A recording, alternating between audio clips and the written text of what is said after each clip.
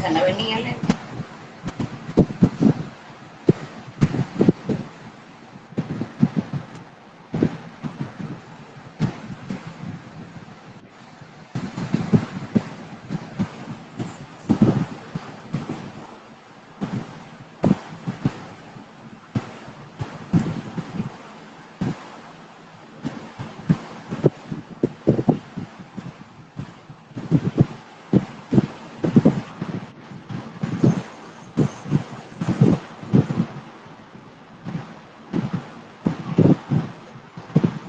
चलो ज्वाइन कर लो। आवाज आ रही है? चैट में लिख दो, आवाज आ रही हो तो चैट में लिख दो।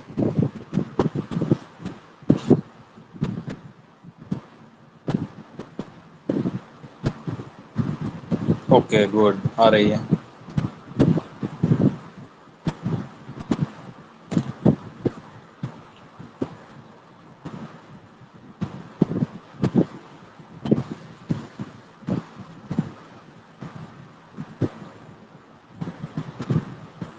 अभी 4-5 मिनट वेट करते हैं स्टूडेंट्स के ज्वाइन करने का, ठीक है? बाद में स्टार्ट करते हैं। अभी 2 स्टूडेंट्स ही आए हैं, 1 और 2, हाँ 2 स्टूडेंट्स ही आए हैं अभी। चलो अभी 3-4 मिनट वेट करते हैं।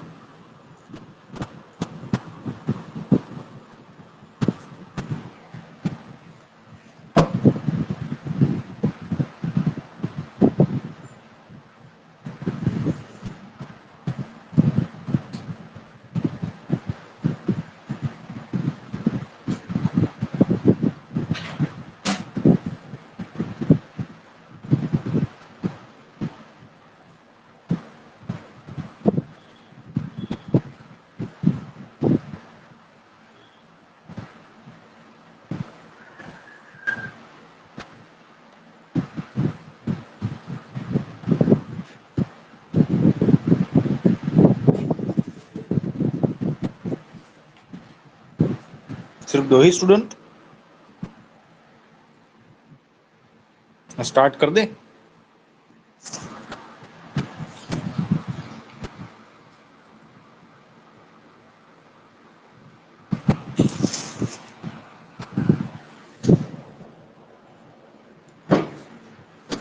चलो फिर स्टार्ट कर दे अभी।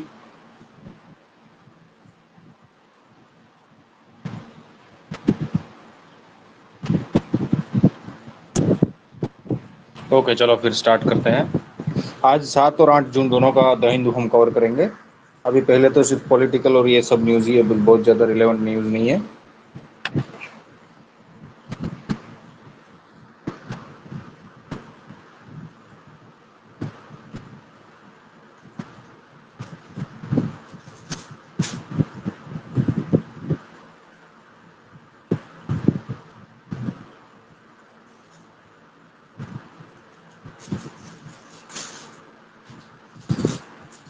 हाँ, तो इसमें बीमस्टेक का एक बहुत अच्छा आर्टिकल आया है एडिटोरियल में, ठीक है? उसके बारे में हम पढ़ते हैं। देखिए अभी ये आर्टिकल क्या कह रहा है बिम्स्टेक में, कि जो बे ऑफ बंगाल को एक कंसोलिडेट करने का एक जो ड्रीम है बिम्स्टेक का, ठीक है? मतलब उस 1997 में बिम्स्टेक की मतलब एस्टेब्लिशमेंट हुआ था। उससे उसके आज मतलब इस ईयर में 2022 में उसके 25 साल खत्म होने वाला है, ठीक है? तो उसका एक मतलब मस्त आर्टिकल आया है कि देखिए शुरुआत कहाँ से हुई थी कि जो बैंकॉक डिक्लेरेशन हुआ था उसमें लॉन्च किया गया था बीमस्टेक को, ठीक है? 25 साल पहले 1997 में, जिसमें बांग्लादेश, इंडिया, श्रीलंका और थाईलैंड इन चारों ने मिलकर इसकी शुरुआत की थी, ठीक है? तो उसका पहले नाम था बीस्टेक और बाद में नेपाल, भूटान और म्यांमार उन्होंने लेटर ज्वाइन किया, मतलब बाद में ज्वाइन किया, ठीक है? और नाम बन गया इसका Bay of Bengal Initiative for Multi Sectoral Technical and Economic Cooperation, BIMSTEC, ठीक है? तो इसमें ये बात ये कह रहा है कि आज बीमस्टेक एक अच्छी भूमिका निभा सकते हैं, जैसे कि कई मतलब मान लो कि सार्क है, सार्क ऑर्गेनाइजेशन है, ठीक है? उसी तरह बीमस्टेक ऑर्गेनाइजेशन, लेकिन बीमस्टेक ऑर्गेनाइजेशन जो है वो भविष्य में बहुत अच्छा रोल निभा सकता है, ठीक है, डेवलपमेंट में। इसके बारे में बात करता है।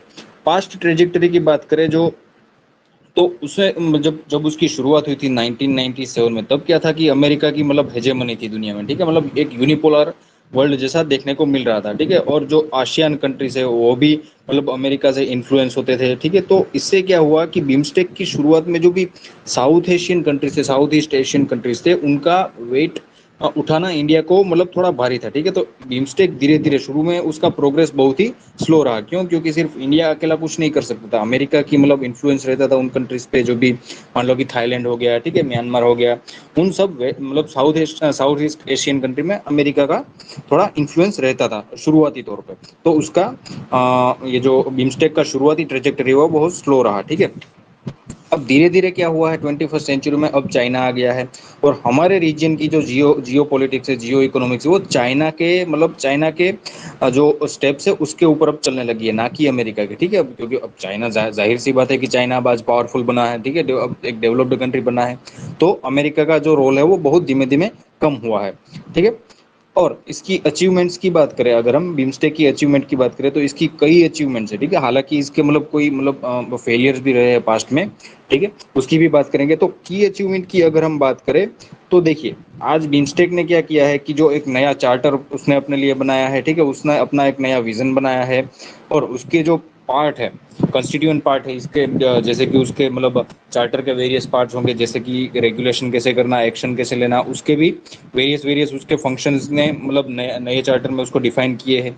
तो इस तरह का एक नया मतलब उसने एक पूरा का पूरा विजन बनाया है। साथ में जो इसने क्या किया है कि जो कोऑपरेशन के जो सेक्टर्स थे, ठीक है, जैसे कि मान लो कि एग्रीकल्चर में कोऑपरेशन करेंगे, मैन्युफैक्चरिंग में कोऑपरेशन करेंगे, सर्विस में कोऑपरेशन करेंगे, ऐसे जो सेक्टर्स थे इसके वेरियस फील्ड थे, वो 14 से घटाकर इसने 7 कर दिए हैं, ठीक है। इससे क्या होगा कि मतलब मैनेज करना आसान हो जाएगा, कोऑपरेशन ईजी हो जाएगा, ठीक है।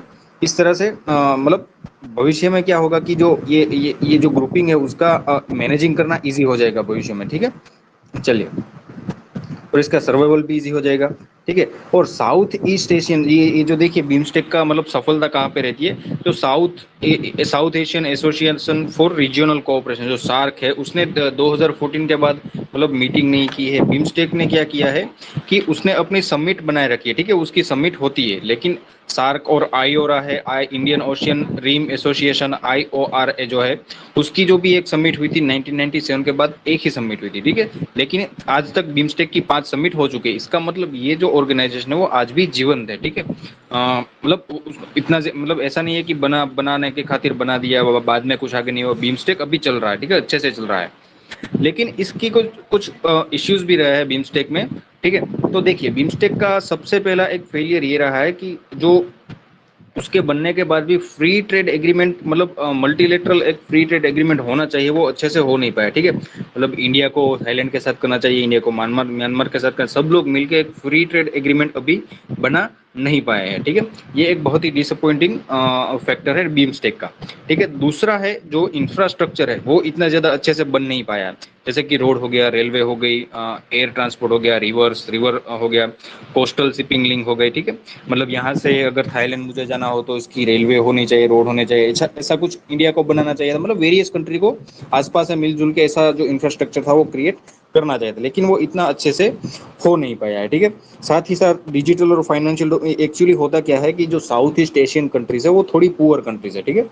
तो इससे क्या होता है कि उतना उनके पास फंडिंग नहीं होता है, जो मतलब इंडिया, देखिए ये जो बिम्स्टेक में अभी सबसे बड़ा वेट होता है वो इंडिया पे होता है, क्यों? क्योंकि इंडिया ही सबसे बड़ा कंट्री है जो साउथ एशिया और साउथ ईस्ट एशियन के बीच में, ठीक है। तो जो भी फाइनेंशियल बर्डन थोड़ा होता है वो इंडिया पे ज्यादा रहता है। बाकी के कंट्रीज का क्या होता है, थोड़े उनकी इकोनॉमी छोटी होती है, थोड़ी मतलब उसमें उसकी इकोनॉमी थोड़ी सी पीछे होती है, तो उनका फाइनेंशियल मतलब पोजीशन इतना अच्छा नहीं होता है। तो इसके कारण भी क्या होता है कि जो इंफ्रास्ट्रक्चर है, ठीक है, वो इतना अच्छा बन नहीं पाया है, ठीक है। और जो जो डेवलपमेंट फंड है, जो बिम्स्टेक को डेवलपमेंट करने के लिए फंड जो मतलब ओवरऑल होना चाहिए सभी कंट्री के पास, वो भी कम रहता है, वो भी मैंने आपको बताया, ठीक है। और इस ग्रुप ने ब्लू इकोनॉमी की भी बात की थी, ठीक है, लेकिन उसमें उसमें इतना ज़्यादा ब्लू इकोनॉमी मतलब ये जो ओशियंस है उसके उसके ऊपर ट्रेड करना, ओशियंस के थ्रू ट्रेड करना वेरियस कंट्रीज के बीच, एक अच्छा सा उसका एक कंसोलिडेशन करना था बिम्स्टेक का, ये मतलब ऑब्जेक्टिव रहा था। लेकिन ये इतना इतना अच्छा अच्छे से मतलब रियलाइज हो नहीं पाया है, ठीक है। चलिए, तो ऐसे कुछ वो मतलब चैलेंजेस भी देखने को मिल रही है बीमस्टेक में, ठीक है। तो आपको ये मेंस में क्वेश्चन पूछा जा सकता है कि बीमस्टेक का क्रिटिकली एनालाइज करें उसके प्रोस्पेक्ट्स को, तो ये इसका आपको की अचीवमेंट लिखना है, उसकी हिस्ट्री लिखनी है, की अचीवमेंट लिखनी है, इसकी चैलेंजेस लिखनी है, और बाद में अंत में आपको ये जो वे फॉरवर्ड सेक्शन आता है उसमें उसका कुछ सोल्यूशन भी देना है, ठीक है। चलो, उसके की प्रोस्पेक्ट मतलब जो एक वे फॉरवर्ड मतलब क्या करना चाहिए उसके बारे में ये बात करते हैं कि देखिए, जो BOBC बीमस्टेक मतलब बीमस्टेक का 25 साल खत्म हो रहे, तो बीमस्टेक @25 का एक मतलब हम नाम उसको दे सकते हैं, ठीक है। उसको अवार्ड दे सकते हैं कि ऑब्जेक्टिव अगर इवेल्युएशन करेगी क्या बीमस्टेक सक्सेस हो पाया है या फेल हो गया है, तो उसको A- ग्रेड मिलेगा। मतलब इतना मतलब A+ तो नहीं, इतना ज्यादा बुरा भी नहीं है उसका कि बी और C ग्रेड दे दे, ठीक है। डेवलपमेंट तो हुआ बीमस्टेक के अंदर, लेकिन इतना ज्यादा भी नहीं, अभी कुछ कुछ फॉल्ट्स उसमें देखने को मिल रहे हैं, तो उसको A- ग्रेड हम दे सकते हैं, ठीक है। अब इसमें करना क्या चाहिए उसकी हम अगर हम बात करते हैं, तो देखिए, इसको मेजरली ये कहा गया है कि इसको इंडो पैसिफिक इकोनॉमिक फ्रेमवर्क के साथ जोड़ देना चाहिए, ठीक है। इससे क्या बनेगा कि इंडो पैसिफिक इकोनॉमिक फ्रेमवर्क के बारे में हमने कल बात की थी, तो वो अमेरिका के द्वारा मतलब उसमें अमेरिका का भी साथ है, तो इससे क्या होगा कि एक इकोनॉमिक प्रोस्पेरिटी आएगी बीमस्टेक में, ठीक है। इकोनॉमिक प्रोस्पेरिटी आएगी तो मतलब ओवरऑल डेवलपमेंट होगा, इंफ्रास्ट्रक्चर बनेगा, ट्रेड बढ़ेगा, इस तरह से, ठीक है। फ्री ट्रेड एग्रीमेंट भी होंगे। तो इस तरह से बीमस्टेक को IPEF जो है, मतलब इंडो पैसिफिक इकोनॉमिक फ्रेमवर्क, उसके साथ जोड़ देना चाहिए, ठीक है।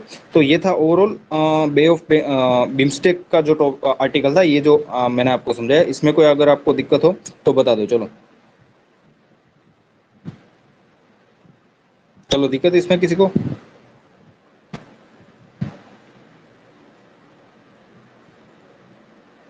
ये पॉपुलिज्म वाला थोड़ा पॉलिटिकल है, तो ये इम्पोर्टेंट नहीं है।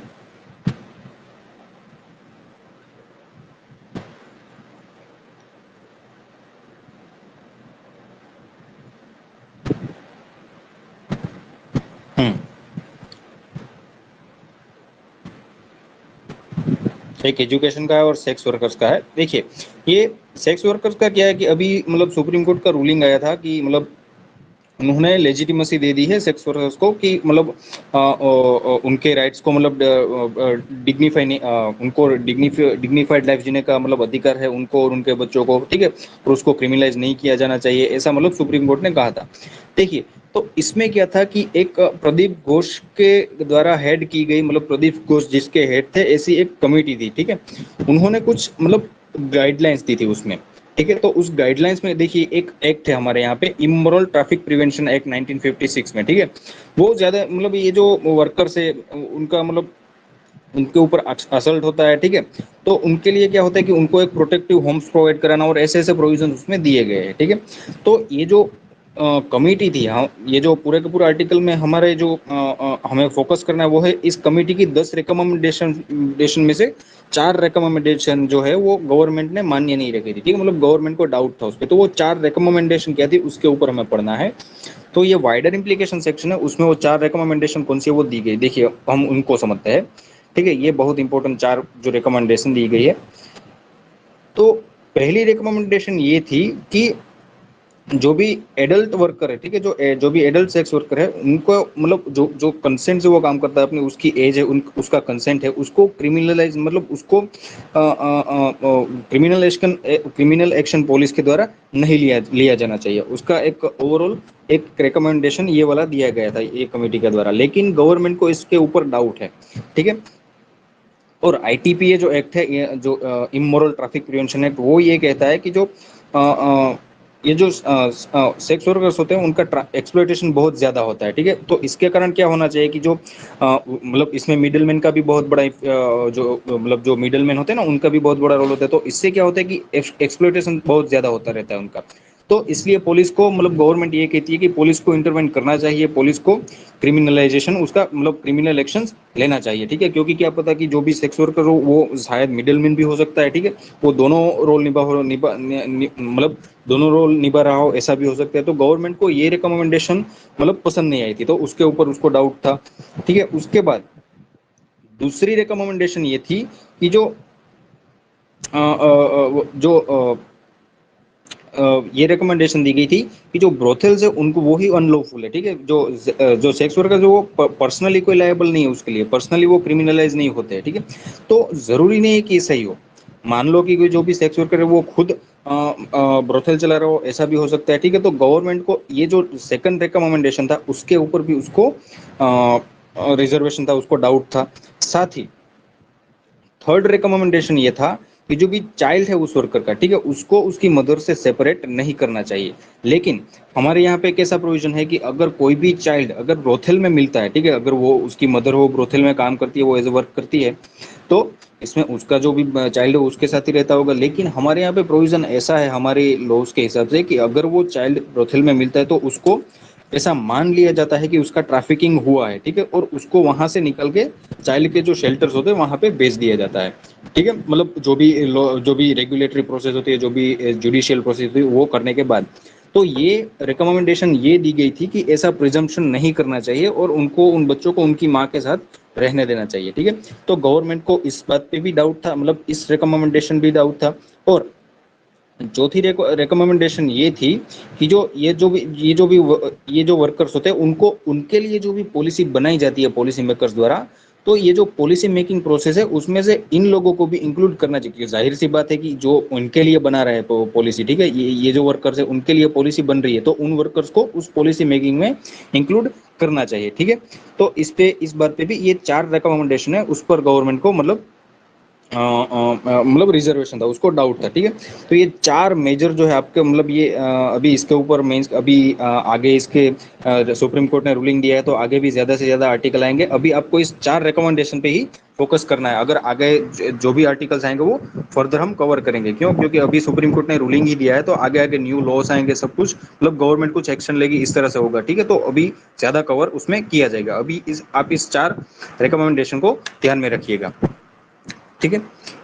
उसके बाद एक डिजिटल कोलाब्रेशन, एक एजुकेशन का मतलब अभी हम देख रहे हैं कि कोविड के बाद जो डिजिटल एजुकेशन है वो बहुत ज़्यादा बढ़ने लगा है, ठीक है। मतलब आप अपने मतलब आप खुद अभी मोबाइल पे अपने लैपटॉप पे पीसी पे पढ़ रहे हो, तो इस तरह से एक डिजिटलाइजेशन आ गया है जो एजुकेशन है उसमें। तो ये जो कोलाब्रेशन की बात करें वो किसके साथ बात करें, फॉरेन यूनिवर्सिटीज़ होती है उनके साथ कोलाब्रेशन करने की बात कर रहे हैं ये आर्टिकल, ठीक है, कि हमारी कंट्री में ऐसा digital collaboration higher education institutions के लिए अलाउड नहीं है कुछ शर्तों के अधीन, ठीक है। तो ये आर्टिकल ये कह रहा है कि ऐसा पूरा का पूरा डिजिटल कोलैबोरेशन सबके लिए अलाउ करना चाहिए। ये कह रहा है क्यों? क्योंकि हमारी कंट्री में अलाउड नहीं है। इससे कई फायदे होंगे, इसके भी आगे इसके बारे में भी हम आगे बात करेंगे, ठीक है। तो चलिए, जो हायर एजुकेशन इंस्टीट्यूशन है इंडिया के, उसके लिए शर्त ये है कि जो उनको national assessment and accreditation council NAAC जो है एनएएसी, ठीक है, उसके साथ एक्रेडिटेशन होना चाहिए उसका। और उसका 4 पॉइंट का जो स्केल है, मतलब कुछ मार्किंग सिस्टम होगी उनकी, ठीक है। तो उसमें से 3.01 मिनिमम उनका स्कोर होना चाहिए, तभी जाके वो फॉरेन कोई मतलब यूनिवर्सिटीज है, फॉरेन एजुकेशनल इंस्टीट्यूशन है, उसके साथ कोलाबरेट कर पाएंगे, ठीक है। या तो जो क्यूएस वर्ल्ड यूनिवर्सिटी रैंकिंग है या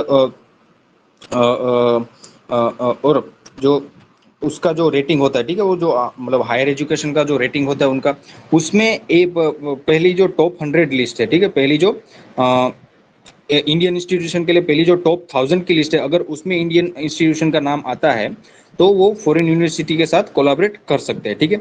अब देखिए, अब जाहिर सी बात है, कोई सामान्य यूनिवर्सिटी होगी, कोई लोकल यूनिवर्सिटी होगी, ठीक है, उसका तो इसमें रैंकिंग नहीं होगा, जाहिर सी बात है। तो इससे क्या होता है, देखिए, हर कोई स्टूडेंट बड़ी यूनिवर्सिटी में नहीं पढ़ सकता। कोई हार्वर्ड में पढ़ सकता है, कोई आईआईटी में पढ़ सकता है, लेकिन हर स्टूडेंट ऐसा नहीं होता। लेकिन इसका मतलब ये नहीं होता कि हर एक स्टूडेंट क्लेवर नहीं है, ब्राइट नहीं है, ठीक है।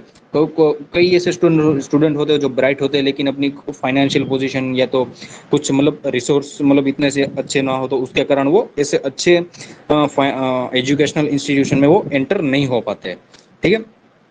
तो इसके लिए क्या करना चाहिए कि जो ऐसी लोकल यूनिवर्सिटीज़ है, छोटी छोटी यूनिवर्सिटीज़ है, मतलब इतने बड़ी ना हो, जो आईआईटी हो, एनआईटी हो, ठीक है, ऐसी बड़ी ना हो, तो ऐसी यूनिवर्सिटियों को फॉरेन यूनिवर्सिटी के साथ कोलैबोरेट करके अच्छा एजुकेशन प्रदान करना चाहिए, ये कह रहा है, ठीक है। अब देखिए, distance open and distance learning अभी बढ़ने लगा है, ठीक है, ओवरऑल हमारी कंट्री में। जैसे कि आप पढ़ रहे हो, मैं आपसे दूर बैठा हूँ, आप मुझसे दूर बैठे हैं, तो ओवरऑल इसको बोलते हैं हम ओपन एंड डिस्टेंस लर्निंग, ठीक है। तो इंडिया वैसे नेशनल एजुकेशन पॉलिसी में भी इसको सजेस्ट किया गया है कि जो ओडीएल प्रोग्राम को स्टार्ट करना चाहिए, ठीक है। लेकिन प्रॉब्लम क्या है कि हमारी जो यूजीसी की गाइडलाइंस होती है वो इसको अलाउ नहीं करती है, ठीक है। जो ओवरऑल हमारी कंट्री का जो डिस्टेंस एनरोलमेंट जो है, ठीक है, जो ओवरऑल जो ऐसा एनरोलमेंट जो हमारा कंट्री का है टोटल, वो सिर्फ 11.1% ही है, ठीक है। हायर एजुकेशन में जितने भी एनरोलमेंट है उसमें से टोटल 11.1% ही ऐसा डिस्टेंस लर्निंग वाला एनरोलमेंट रहता है, ठीक है। तो ये मतलब ये क्या हुआ कि जो मतलब जो अच्छे अच्छे स्टूडेंट जो आईआईटी एनआईटी में होंगे, आईआईएम में होंगे, आईआईएससी में होंगे, तो उनको ये इतना मतलब इतनी अच्छी एजुकेशन मिलेगा। लेकिन अगर स्मॉल को यूनिवर्सिटी हो गई, ठीक है, तो उनको थोड़ा डिसएडवांटेज मिलेगा, ठीक है। साथ ही इंडिया ने भी क्या किया है कि जो मूक कोर्सेज हो गए, एमओओसी हो गया, स्वयं पोर्टल जो है, एनपीटीएल जो है, ठीक है, वो भी यूजीसी के द्वारा स्पॉन्सर्ड किया गया है। साथ ही जो मतलब वो ऑनलाइन फ्री में आप पढ़ सकते हो उसमें। तो इस तरह के इनिशिएटिव्स हमारी कंट्री में लिए गए हैं, ठीक है। और जो यूनिवर्सिटीज और कॉलेजेस है वो रूसा मतलब राष्ट्रीय उच्चतर शिक्षा अभियान और TEQIP, आपको करंट अफेयर में TEQIP वाला टॉपिक आया था, ठीक है। तो उसके अंदर फंडिंग हो रहा है यूनिवर्सिटीज में, ठीक है। और एक हमारे यूनियन बजट में डिजिटल यूनिवर्सिटी का एस्टेब्लिश करने का भी एक अनाउंसमेंट किया गया था, ठीक है। तो अगर ये सब गवर्नमेंट कर रही है, तो ये जो लेखक है वो ये कह रहा है कि ये जो गवर्नमेंट ये सब कर रही है, तो गवर्नमेंट ये अलाउ क्यों नहीं कर रही कि वो फॉरेन के साथ मतलब बाहर की यूनिवर्सिटी के साथ कोलैबोरेशन करे, ठीक है। और आईसी की जो फाइंडिंग है, all India study for higher education की फाइंडिंग है, उसमें 49,348 इंटरनेशनल स्टूडेंट है 168 कंट्रीज में। जो हमारी कंट्री के द्वारा जो भी कोर्सेज प्रोवाइड किए जाते हैं, जैसे कि एनपीटीएल हो गया, स्वयं पोर्टल हो गया, उसमें से जो कोर्सेज है उसमें वो एनरोल मतलब कर रहे हैं, ठीक है। इसमें टोटली इतने एनरोल्ड है, उसमें जो 45.6% जो है वो अपने नेबरिंग कंट्री जो नेपाल, अफगानिस्तान, बांग्लादेश, भूटान है, वहां से आते हैं, ठीक है। तो मतलब मिला ना उनको भी हमारी कंट्री का एजुकेशन का उनको लाभ मिला ओवरऑल कोलैबोरेशन करने से। तो हम ऐसा क्यों नहीं कर रहे हैं, ये कह रहा है, ठीक है। चलिए, और इसकी मतलब वो और ये फर्दर ये आर्ग्यूमेंट कह रहे हैं कि देखिए, जो अलोकेशन है सेंट्रल यूनिवर्सिटीज है, आईआईटीज हो गए, आईआईएम्स हो गए, उनके लिए इनका जो अलोकेशन है वो बढ़ गया है, ठीक है। गवर्नमेंट ने उसका अलोकेशन बढ़ा दिया है। लेकिन उसके सामने जो स्टेट फंडेड यूनिवर्सिटीज होती है, ठीक है, मतलब जो राज्यों की यूनिवर्सिटीज होती है, उनका इतना ज्यादा मतलब उनको इतना ज्यादा उनकी फाइनेंशियल पोजीशन अच्छी नहीं होती, तो वो इतना अच्छे से उनको फंडिंग नहीं दे पाते। तो जाहिर सी बात है कि जो वर्ल्ड रैंकिंग्स होते हैं, बहुत अच्छे अच्छे रैंकिंग जो आते हैं, वो आईआईटी और एनआईटी और आईआईएससी के, आईआईएम के ही आएंगे, जाहिर सी बात है। तो इससे क्या होगा कि जो भी डिसएडवांटेज मतलब ये जो यूनिवर्सिटीज है उसके स्टूडेंट्स है वो थोड़ी डिसएडवांटेज पोजीशन में मतलब आ जाएंगे, ठीक है। उनको अच्छी ये बड़ी बड़ी यूनिवर्सिटी का लाभ नहीं मिलेगा। तो ये ओवरऑल कुल मिला के ये आर्टिकल इसके बारे में था कि इसमें कुछ फैक्चुअल जो परसेंटेज है वो भी आपको याद रखना चाहिए, जैसे कि 11.1% AISHE का जो डेटा है, ठीक है। तो ओवरऑल इसका जो कंक्लूजन ये कह रहे हैं कि यूजीसी को अलाउ करना चाहिए, जो जनरल यूनिवर्सिटीज है उसको यूजीसी को अलाउ करना चाहिए कि ये यूनिवर्सिटीज भी फॉरेन कंट्रीज के साथ, फॉरेन यूनिवर्सिटीज है उनके साथ ओडीएल के लिए कोलाबोरेशन कर सके। जो ओपन एंड डिस्टेंस लर्निंग जो है, जहाँ कहीं से भी आप पढ़ सकते हो, वर्क स्टडी फ्रॉम होम कर सकते हो, इसके लिए एक मतलब कोलाबोरेशन करने देना चाहिए। अपना जो नियम जो है उसके रूल्स जो उसको ईज कर देना चाहिए, घटा देना चाहिए, ठीक है। ओवरऑल चलिए, चलिए इसमें कोई दिक्कत किसी को, आगे बढ़े।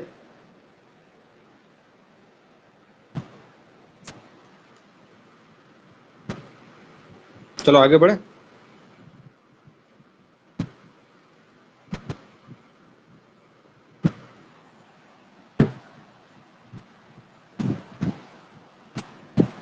ओके ठीक है, चलो।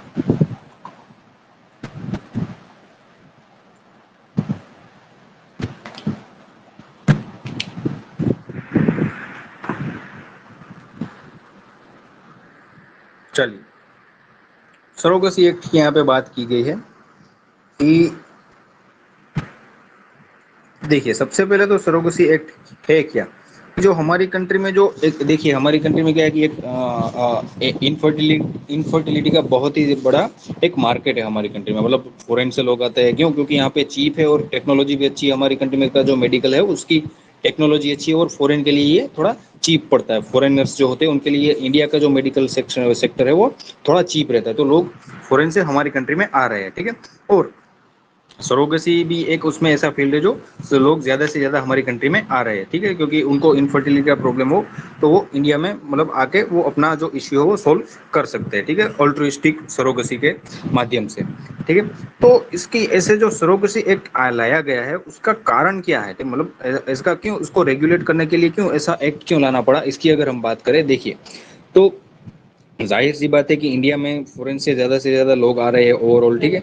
तो इसमें धीरे धीरे क्या होने लगा कि जो धीरे धीरे क्या होने लगा कि जो सोशियो इकोनॉमिक इनइक्वालिटी के कारण जो भी अंडर प्रिविलेज या तो पुअर वुमन होती है, ठीक है, जो मतलब गाँव पुअर वुमन होती है कुछ मतलब, ठीक है, तो उनको एक कॉमर्शियल फायदा इसका दिखने लगा, तो वो क्या करेंगे कि अपने वोम्ब को रेंट पे देंगे, ठीक है, तो वो सरोगेट मदर बनने के लिए तैयार हो जाएगी, उसके बदले में उसको क्या मिलेगा, मतलब फाइनेंशियल बेनिफिट मिलेगा उसको, ठीक है।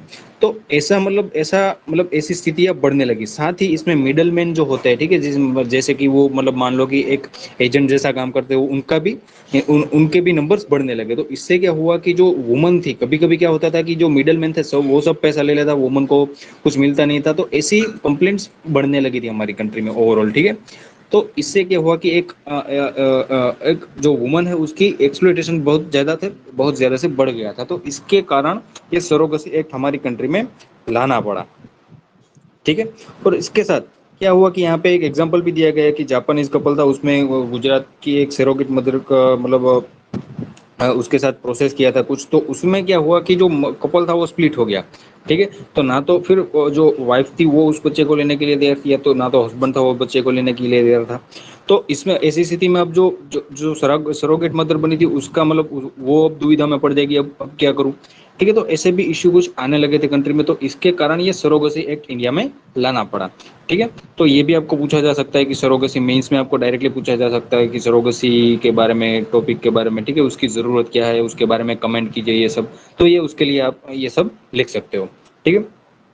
चलिए, और सरोगेसी के मतलब सरोगेट मदर कौन बन सके, ये सर्विस कौन प्रोवाइड कर मतलब ये सर्विस कौन ले सकता है, सरोगेसी की सर्विस कौन ले सकता है, ठीक है। तो ऐसा कपल जो जिसमें मेडिकली वो इनफर्टाइल है, ठीक है, जिसमें कोई भी मेडिकली इनफर्टाइल हो, तो उनके वो जाहिर सी बात है, तो वो ये इस सर्विस का लाभ ले सकते हैं, उनको ये सर्विस का बेनिफिट मिल सकता है इंडिया में, ठीक है। और उसके साथ सर्टिफिकेट और एसेंशियलिटी और सर्टिफिकेट ऑफ एलिजिबिलिटी जो अप्रोप्रिएट मतलब यानी कि कोई मेडिकल अथॉरिटी होगी उनके पास ऐसा सर्टिफिकेट होना चाहिए जो जो कि प्रूव करे कि वो मेडिकली इनफर्टाइल है, ठीक है। और सरोगेट मदर कौन बन सकता है उसके बारे में अगर हम बात करें, तो देखिए जो भी जो भी क्लोज रिलेटिव हो, जो कपल है उसकी कोई क्लोज रिलेटिव हो, कोई दूर की नहीं, ठीक है, अगर दूर की हो तो उसके साथ कमर्शियलाइजेशन बढ़ गया, कोई भी आके कह देगा कि मैं सरोगेट मदर बन जाऊंगी, आप मुझे फाइनेंशियल बेनिफिट देना, ठीक है, तो इस तरह से नहीं चलता। तो सरोगेसी एक्ट के अंदर क्या होता है कि क्लोज रिलेटिव जो है कपल का वही सरोगेट मदर बन सकती है, ठीक है। और उसका एक मेडिकल फिटनेस सर्टिफिकेट भी होना चाहिए, ठीक है, जो मतलब मेडिकल प्रैक्टिशनर के द्वारा जारी किया गया है, एक मेडिकल फिटनेस सर्टिफिकेट भी उसके पास होना चाहिए, और वो मैरिड होनी चाहिए, उसका भी एक खुद का चाइल्ड होना चाहिए, और उसकी उम्र 25 से 35 साल होनी चाहिए, ठीक है। और वो अपनी जिंदगी में सिर्फ एक बार ही सरोगेट मदर बन सकती है, क्योंकि जाहिर सी बात है अगर ज्यादा बार ऐसा होगा तो क्या उसमें फिर से फाइनेंशियल मैटर आ जाएगा, मतलब उसमें फाइनेंशियल बेनिफिट आ जाएगा, ठीक है। तो ये आपके लिए प्रीलिम्स का भी टॉपिक हो गया, मेंस का भी टॉपिक हो गया। प्रीलिम्स में आपको ये साल पूछ सकते हैं, ठीक है, एक बार या दो बार ऐसे भी पूछ सकते हैं, तो प्रीलिम्स का भी ये टॉपिक है, ठीक है। चलिए, अब इसकी कुछ कुछ कंट्रोवर्सी है, देखिए ये जो बिल लाया गया था तब इसको बहुत अच्छे से वेलकम किया गया था, ठीक है, लेकिन बाद में क्या हुआ कि कुछ कुछ इसके मतलब इश्यूज देखने मिलने मिलने लगे, कुछ मतलब थोड़ा रेजिस्टेंस भी देखने को मिलने लगा लोगों में, ठीक है। तो इसमें क्या है कि देखिए इसमें ये अलाउ नहीं किया कि सिंगल वुमन है और सिंगल मैन है या तो कोई गे कपल है उस वो सरोगेसी के लिए ऑप्ट नहीं कर पाएंगे, ये एक बहुत बड़ा प्रोविजन ये जो सरोगेसी बिल है उसमें दिया गया था, ठीक है। तो इसके कारण भी थोड़ा मतलब इश्यू हुआ था।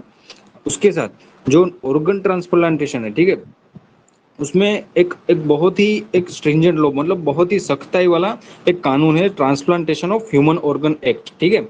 तो इसके इस एक्ट के आने के बावजूद भी इस एक्ट के मतलब इसका मतलब प्राइमरी ऑब्जेक्टिव क्या है कि जो इलीगल ऑर्गन ट्रांस मतलब उस इलीगल ऑर्गन ट्रांसप्लांट है उसको स्टॉप करना, लेकिन फिर भी इस एक्ट के आने के बाद भी हमारी कंट्री में कॉमर्शियल ऑर्गन ट्रांसप्लांट आज भी बहुत ज़्यादा बना बना रहता है, ठीक है।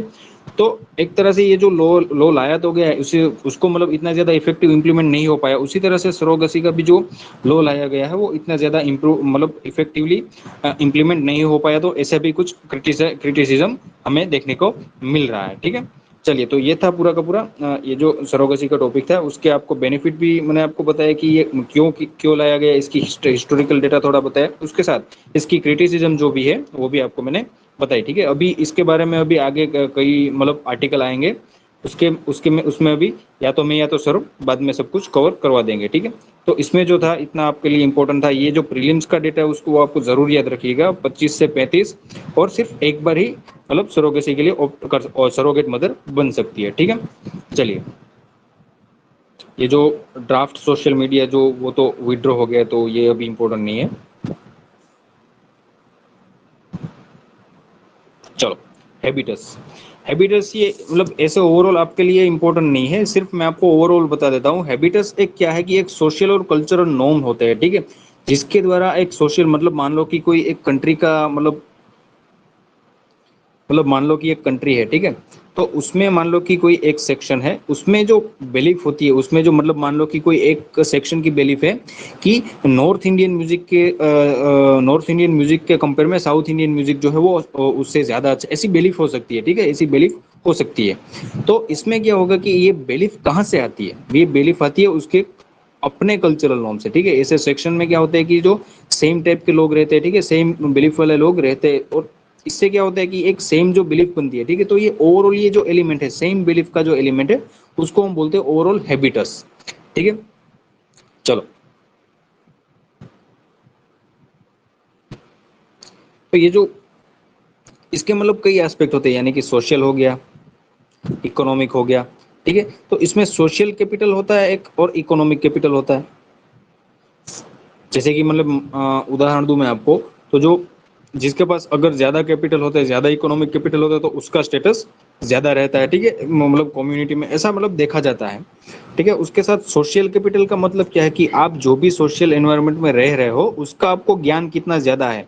अगर मैं मान लो कि कोई XYZ रीजन से आता हूँ, तो उसकी रीजन के लैंग्वेज का मुझे ज्ञान कितना ज्यादा है, उसके कल्चर का ज्ञान मुझे कितना ज्यादा है, तो ये जो ओवरऑल जो ज्ञान होता है अच्छा, हैबिटस आपको समझ नहीं आया, वही तो मैं समझा रहा हूँ। हैबिटस समझ नहीं आया, बताओ तो हैबिटस समझ में आया।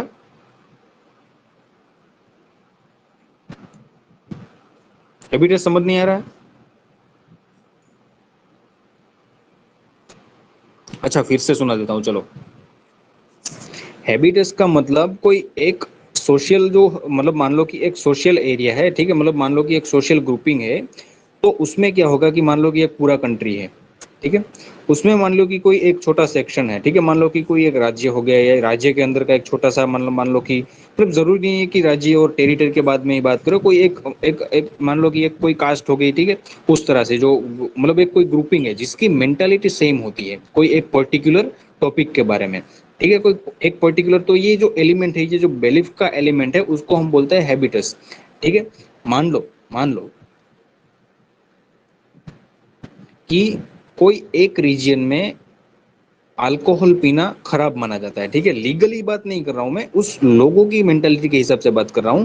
कोई कंट्री के एक रीजन में अल्कोहल पीना खराब माना जाता है, ठीक है, तो उसके ओवरऑल जो पॉपुलेशन होगी, उस रीजन की ओवरऑल पॉपुलेशन होगी, उनके मन में ये मतलब उसके मन में ये ऐसा एलिमेंट होगा कि अल्कोहल पीना खराब है, ठीक है, अल्कोहल पीना खराब है। तो ये एक सोशल एलिमेंट हो गया कि अल्कोहल पीना खराब है, अल्कोहल के प्रति उनका एक नेगेटिव एस्पेक्ट होगा, ठीक है, तो उसको हम बोलते हैं हैबिटस, ये जो एक एलिमेंट हो गया, ठीक है, उसको हम बोलते हैं हैबिटस। एक तरह का एक हैबिचुअल उसका एक साइकोलॉजी होती है कि कोई पर्टिकुलर टॉपिक को वो अच्छे है बुरे ये सब उसको देखते हैं, जरूरी नहीं कि कोई एक पर्टिकुलर रीजन में जो अल्कोहल पीना खराब माना जाता है वो तो कोई दूसरे पर्टिकुलर रीजन में अल्कोहल पीना अच्छा माना जाता हो, ठीक है, तो वो वहाँ का हैबिटस हो गया। जो जो रीजन भी है तो वो वहाँ का अल्कोहल पीना अच्छा है, वो वहाँ का हैबिटस हो गया, ये यहाँ का हैबिटस हो गया, ठीक है। तो ये जो हैबिटस है वो एक तरह का सोशल एलिमेंट है।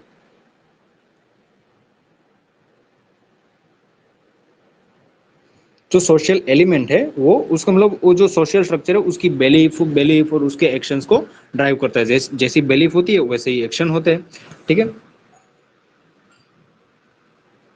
ना, इंडिविजुअल हैबिट के हिसाब से नहीं होता, एक कम्युनिटी हैबिट, कम्युनिटी हैबिट ले लो आप। इंडिविजुअल हैबिट कम्युनिटी हैबिट से डिफरेंट हो सकती है, ठीक है। जैसा आप कम्युनिटी में बिहेव करते हो जरूरी नहीं कि आप पर्सनली भी ऐसा बिहेव करो। एक तरह की कॉमन बिलीफ भी आप कह सकते हो। हाँ सही है, कॉमन बिलीफ भी कह सकते हो, ठीक है। तो लेकिन इससे क्या होता है कि इनइक्वालिटी पर होती है, ठीक है, इनइक्वालिटी इससे बढ़ती है। ये इसका मेन फोकस हैबिटस का, हैबिटस समझ में नहीं है, लेकिन इससे इनइक्वालिटी ज्यादा बढ़ती है, इसका ये कहना है। क्यों, इसका अगर हम बात करें तो देखो, कोई पर्सन ए है, वो कोई कम्युनिटी सी से बिलोंग करता है, ठीक है। कोई पर्सन बी है, वो कम्युनिटी डी से बिलोंग करता है, ठीक है। अब मान लो कि ए पर्सन जो है वो इकोनॉमिकली थोड़ा पावरफुल है, तो वो जो कम्युनिटी से बिलोंग करेगा, वो ओवरऑल वो पूरी कम्युनिटी होगी वो भी इकोनॉमिकली पावरफुल होंगी, ऐसा जनरली देखा जाता है, ठीक है। जरूरी नहीं है ऐसा, ठीक है। चलो, और जो बी पर्सन है, मान लो कि वो थोड़ा रूरल बैकग्राउंड से आता है, उसकी फाइनेंशियल पोजीशन अच्छी नहीं है, तो वो उस कम्युनिटी में मैच होगा, उसकी मेंटालिटी उस कम्युनिटी में मैच होगी, वो भी उसके समान होगी, ठीक है। मतलब जो वो दूसरी जो डी कम्युनिटी होती है उसमें वो मैच होगा, ठीक है। वो सी कम्युनिटी में इतना ज्यादा अच्छे से मैच नहीं हो पाएगा। तो इससे क्या होगा कि ये इंटरमिंगलिंग जो होना चाहिए वो इतना अच्छे से हो नहीं पाता, ठीक है। ये जो ए है उसको ज्यादा अच्छे से, मतलब ये जो ए, जैसे मैंने आपको बताया कि वो वेल्दी कम्युनिटी से आता था, वेल्दी कम्युनिटी से बिलोंग करता था, उसके पास क्या होगा कि जो उसकी ऐसी बिलोंगिंगनेस के कारण उससे और ज्यादा अच्छी अपॉर्चुनिटी मिलेगी, उससे और ज्यादा पढ़ने को मिलेगा, उसकी इकोनॉमिक अपॉर्चुनिटी अच्छी होगी। और जो बी होगा, वो हालांकि मान लो कि वो ब्राइट है, वो क्लेवर है, ठीक है, वो जीनियस है, उसके पास भी इंटेलेक्ट ज्यादा है, ऐसे ज्यादा इंटेलेक्ट उसके पास है, लेकिन वो सी कम्युनिटी से बिलोंग करता है, ठीक है। सी कम्युनिटी से जो कि इतनी ज्यादा इकोनॉमिकली पावरफुल नहीं है, तो उसका एजुकेशन थोड़ा कम रहेगा, उसकी इकोनॉमिक अपॉर्चुनिटी, जरूरी नहीं है कि ऐसा हर बार हो, लेकिन इन जनरल ऐसा देखा जाता है कि उसकी इकोनॉमिक अपॉर्चुनिटी से वो भी कम हो जाए, ठीक है, उसकी जो। तो इससे क्या होगा कि एक तरह की इनइक्वालिटी हुई ना, ए जो है जो जो जो जो अच्छा, मतलब उसके पास इकोनॉमिक कैपिटल है या तो सोशल कैपिटल है, वो बी से ज्यादा वो भविष्य में उसका कैपिटल बढ़ा पाएगा, ठीक है। तो एक तरह की उसमें इनइक्वालिटी बढ़ती जाती है ओवरऑल समय जाने के बाद, ठीक है। तो ये बोलते हैं कि हैबिटस के कारण क्या होता है कि इनइक्वालिटी समय के साथ बढ़ती है, जो हैबिटस है उनके कारण, जो एक तरह की ये जो बिलीफ सिस्टम है उसके कारण, ठीक है। तो ये था ओवरऑल इसका, मतलब जो हैबिटस का टॉपिक था, वो पर्टिकुलरली मेंस के लिए इंपॉर्टेंट नहीं है, लेकिन आप कहीं कहीं पे ये इसके जो कंसेप्ट है उसको ऐड कर सकते हैं, ठीक है। चलो, इनइक्वालिटी का कोई कोई क्वेश्चन आ गया इनइक्वालिटी से रिलेटेड, तो इसमें आप इसका यूज कर सकते हो, ठीक है। चलो,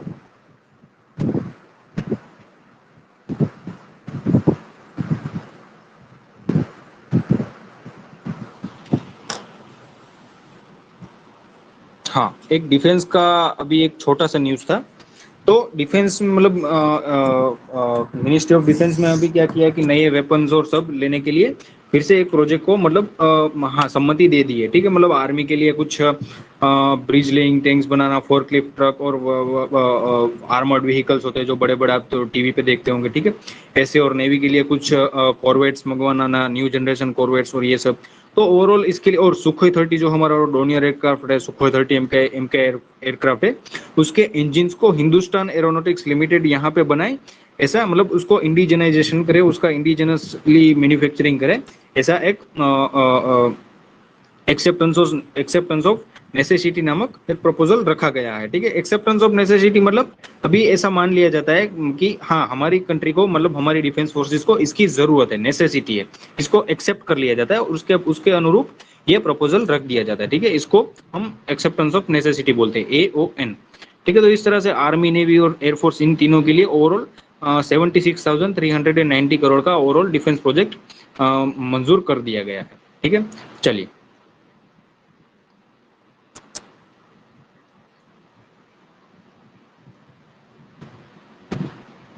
अभी तो सब पॉलिटिकल न्यूज़ है इसमें, कोविड पेंडेमिक का। हाँ, अभी ये भी एक छोटा सा न्यूज़ आया है। चाइना ने, जैसे मैंने आपको कल बताया ना, चाइना के J-16 फाइटर जेट्स ने हमें ऑस्ट्रेलिया के बहुत छोटा सा न्यूज़ है, इतना ज़्यादा इंपॉर्टेंट भी नहीं है, लेकिन आप कहीं कहीं पे मेंस में यूज़ कर सकते हो इसको। क्वाड से रिलेटेड क्वेश्चन आ जाए तो उसमें, कि चाइना ने क्या कहा कि ऑस्ट्रेलिया को, कि मतलब जैसे ऑस्ट्रेलिया ने कहा था ना चाइना को कि ये चाइना ये करे, तो चाइना ने सामने अक्यूज कर दिया ऑस्ट्रेलिया को कि आप मतलब जवाबदारी पूर्ण जो एक वर्तन है वो करे, क्योंकि ऑस्ट्रेलिया क्या करता है कि जो साउथ चाइना सी है वहां अपना सर्वेलेंस प्लेन वो भेजता है हर बार, ठीक है, जो P-8A पोइजन था जो, उसको वो भेजता है। तो इसीलिए चाइना ने क्या किया कि अपना फाइटर जेट वहां पे भेज के उसको भगा दिया।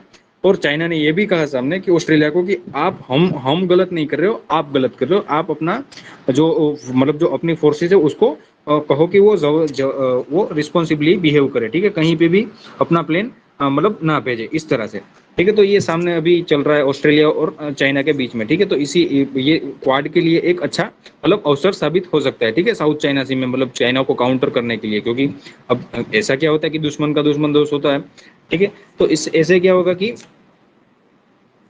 मतलब ये जो थोड़ा स्ट्रेटेजिक होता है, स्ट्रेटेजिक आंसर लिखने के लिए आप इसका उपयोग कर सकते हैं कि चाइना और ऑस्ट्रेलिया भी एक दूसरे के साथ भिड़ रहे, तो वो क्वाड को फायदा करा सकता है ऑस्ट्रेलिया, ठीक है, इस तरह से। तो ये छोटी सी न्यूज़ थी आपके लिए। चलो,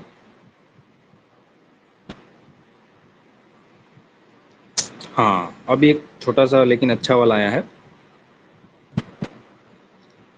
एसेट मोनेटाइजेशन। एसेट मोनेटाइजेशन का सिंपल मतलब है, चलिए अभी अभी तक किसी को दिक्कत बता दो या आगे बढ़ू।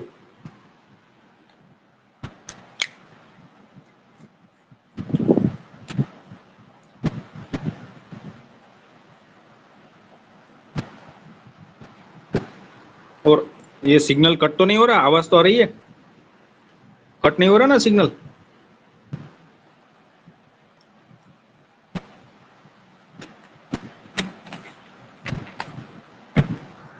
ठीक है, चलो, अभी एसेट मोनेटाइजेशन का ये जो टॉपिक आया है, तो एसेट मोनेटाइजेशन मतलब गवर्नमेंट क्या करना चाहती है कि जो इसके ये जो प्रोडक्टिव एसेट नहीं है, जो प्रॉफिट इतना ज्यादा करना चाहिए, या तो जरा भी प्रॉफिट नहीं कर रहे, ऐसे एसेट जो है उसको वो बेचना चाहती है, किसको? प्राइवेट सेक्टर को, ठीक है।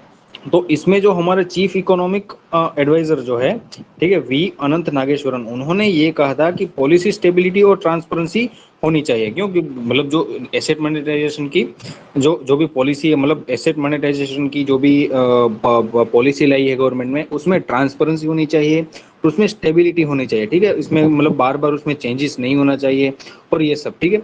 जो नेशनल इंफ्रास्ट्रक्चर पाइपलाइन जो है, उसमें उसने क्या किया, उसमें कुछ ऑब्जेक्टिव ये रखा गया है कि एक फिजिकल इंफ्रास्ट्रक्चर हमारी कंट्री में बनाना, जिससे हमारी कंट्री का ओवरऑल 7% से ज्यादा ग्रोथ रेट हो सके, ठीक है, हर साल 7% से ज्यादा हमारा कंट्री ग्रो हो सके। लेकिन कल हमने वो डिस्कस किया था ना, मोदीनोमिक्स वाला टॉपिक, जिसमें मतलब स्वामी जी ने लिखा था कि इंडिया का जो इकोनॉमिक ग्रोथ है वो इतना ज्यादा अच्छे से हो नहीं रहा है। तो ये नेशनल इंफ्रास्ट्रक्चर जो पाइपलाइन है उसमें भी पैसे तो चाहिए होंगे, मतलब फिजिकल इंफ्रास्ट्रक्चर बनाने के लिए भी पैसे तो चाहिए होंगे, ठीक है। तो वो कैसे आएंगे? ठीक है, तो इससे एसेट मोनेटाइजेशन करने से पैसे तो आएंगे ही, लेकिन उससे क्या होगा कि जो भी एसेट ऑलरेडी हमारे पास, जैसे कि एयर इंडिया थी, वो इतना ज्यादा प्रॉफिट नहीं कर रही थी, ठीक है, उसका मेंटेनेंस अच्छे से नहीं हो रहा था, ओवरऑल ऐसे ऐसे इश्यू आ रहे थे, तो उसको मतलब बेचने से क्या होगा कि गवर्नमेंट की भी रेवेन्यू आएगी, और प्राइवेट सेक्टर के हाथ में जाने से उसका जो ओवरऑल एफिशिएंसी है वो भी बढ़ जाएगा, ठीक है, उसकी मार्केट कंपेटिबिलिटी या मार्केट कंपेटिटिवनेस जो है वो इंक्रीज हो जाएगी, ठीक है। चलिए, तो ओवरऑल इसका जो मतलब इस आर्टिकल का टॉपिक है कि उसको सर्टेन पॉलिसी सर्टेन होनी चाहिए, बार बार बदलनी नहीं चाहिए, और ट्रांसपेरेंट रहनी चाहिए, ठीक है। पास्ट में क्या हुआ था हमारी कंट्री में, पास्ट में गवर्नमेंट ने भी ट्राई किया था एसेट मोनेटाइजेशन करने का, लेकिन तब क्या थी पॉलिसी, मतलब इसमें थोड़ा पॉलिटिकल रोल भी होता है, ठीक है, जैसे कोalition वाली गवर्नमेंट हो, या तो कोई ऐसा इशू हो जाए, ठीक है। तो इसमें क्या होगा कि गवर्नमेंट इतना ज्यादा अच्छे से वो डिसीजन नहीं ले पाती, अपनी पॉलिसी चेंज करनी पड़ती है, पॉलिसी में सर्टेनिटी नहीं आती है, ट्रांसपेरेंसी नहीं रहती, करप्शन होने की संभावना है, ठीक है। तो इसके लिए जो हमारे सीई है उन्होंने ये कहा है कि पॉलिसी सर्टेनिटी बहुत जरूरी है, और ट्रांसपेरेंसी भी बहुत जरूरी है, तभी जाके एसेट मोनेटाइजेशन अच्छे से हो सकता है। जरूरी नहीं कि आप बेचने निकलो और कोई सब कुछ ले ले, ठीक है। तो अगर मतलब मान लो कि अगर पॉलिसी सर्टेन नहीं है, तो उनको भी लॉस जाने का मतलब फियर रहता है, डर रहता है, ठीक है।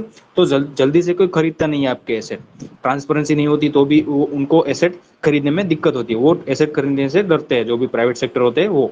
तो पॉलिसी सर्टेनिटी और ट्रांसपेरेंसी बहुत जरूरी है एसेट मोनेटाइजेशन में, ठीक है। चलो,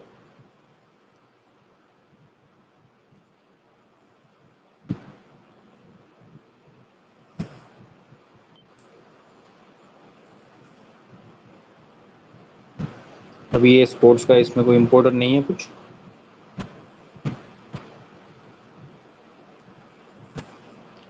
चलो, यहाँ पे 7 जून जो है उसका द हिंदू खत्म होता है, और यहाँ से शुरू होता है 8 जून का हिंदू। ठीक है, पहले ही पेज पे बहुत ही इम्पोर्टेंट अ, अ, एक बहुत ही एक इम्पोर्टेंट न्यूज़ आई है कि जो स्टेट फूड सेफ्टी इंडेक्स है उसमें तमिलनाडु ने टॉप किया है, उसके बाद दूसरा गुजरात का नंबर आया है, तीसरा महाराष्ट्र का नंबर आया है। प्रीलिम्स में पूछा जा सकता है, मेंस में आप इसका उपयोग लिखने में कर सकते हैं, फैक्चुअल डेटा आपको दिया गया है। ठीक है, बहुत ही इंपॉर्टेंट न्यूज़ है। आप प्रीलिम्स में इसको मतलब करंट अफेयर्स में भी आ जाएगा। ठीक है, अभी आप पढ़ लो कि तमिलनाडु टॉप हुआ। इसके जो state food safety index SFSI है उसमें तमिलनाडु ने टॉप किया, उसके बाद गुजरात का नंबर है, बाद में महाराष्ट्र का नंबर है। ठीक है, यस, तमिलनाडु गुजरात एम टॉप इन फूड सेफ्टी, सही है। हाँ सही है, याद रखना, प्रीलिम्स में पूछा जा सकता है, मुझे लगता है ये आएगा, अगली अगली वाली प्रीलिम्स में ये आएगा, मुझे लगता है ऐसा। ठीक है, चलिए, अब इसमें क्या होता है देखो, कि जो SFSI है वो स्टेट्स को 5 पैरामीटर पे मेजर करती है, 5 पैरामीटर के। ठीक है, वो हेल्थ मिनिस्ट्री के द्वारा मतलब सेटअप किए जाते हैं। 5 पैरामीटर जो है आप इसमें नहीं दिए गए, मैं आपको लिखाता हूँ, आप कहीं पे लिख लो। ठीक है, जो पहला है human resource and institutional data, लिख रहे हो आप? बोलू मैं पांचों के पांचों टॉपिक में बता दूं आपको, पांचों के पांचों?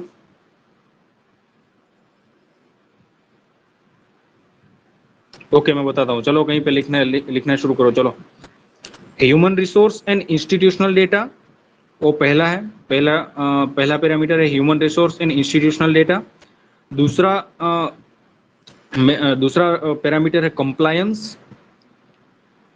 तीसरा पैरामीटर है food testing infrastructure and surveillance.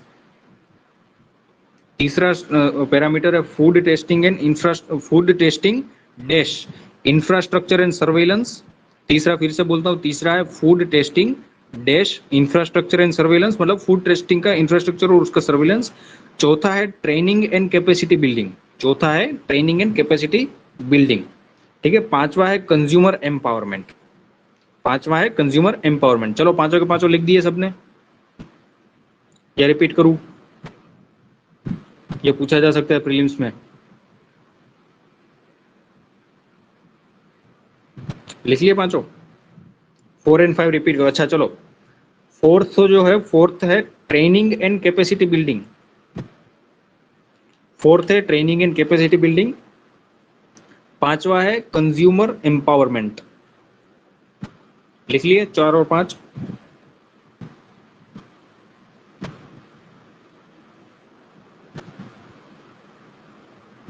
चलो, ग्रेट। चलो, ये पांचों के पांचों याद रखना आप। ठीक है, चलो, अब ये छोटी सी न्यूज़ है, हालांकि थोड़ी थोड़ी सी पॉलिटिकल है इसमें थोड़ा। ठीक है, अभी थोड़ा सा इश्यू चल रहा है इसके साथ, OIC के मेंबर्स के साथ। तो गवर्नमेंट ने, हमारी मिनिस्ट्री ऑफ एक्सटर्नल अफेयर्स ने क्या किया है कि जो OIC के मेंबर्स है उनके साथ अभी कम्युनिकेट करना शुरू कर दिया है। अभी थोड़ा सा मतलब रिलीजियस एक इश्यू हुआ था हमारी कंट्री में। ठीक है, तो इसके कारण OIC के मेंबर्स है उन्होंने भी हमारी कंट्री के ऊपर कुछ कुछ स्टेटमेंट्स देना शुरू कर दिया था। तो हमारी मतलब मिनिस्ट्री ऑफ एक्सटर्नल अफेयर्स है उसने डायरेक्टली उसके साथ कम्युनिकेट करना शुरू कर दिया ताकि कोई भी मतलब कोई भी मिसअंडरस्टैंडिंग हुई हो तो वो रिजोल्व की जा सके। ठीक है, तो ये छोटी सी न्यूज़ थी आपके लिए। चलो। हम्म।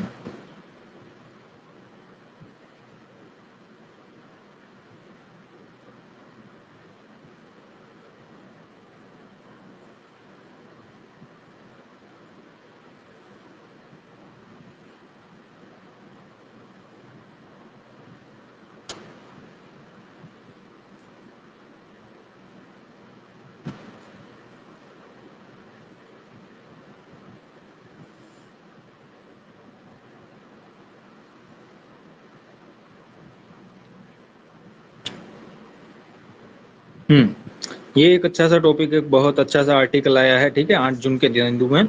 जो ग्लोबल ग्रोथ में रिकवरी आ रही है कोविड पेंडेमिक के बाद, हालांकि अभी यूक्रेन और रशिया के युद्ध के कारण अभी वो उसकी जो रिकवरी है वो फिर से स्लो हो गई, इन्फ्लेशन बढ़ने लगा है ओवरऑल, ठीक है। तो इन सब के बारे में इसमें बात की गई है, ठीक है। तो पहले अभी तक कोई किसी को दिक्कत नहीं है ना, ये शुरू करो इसके पहले।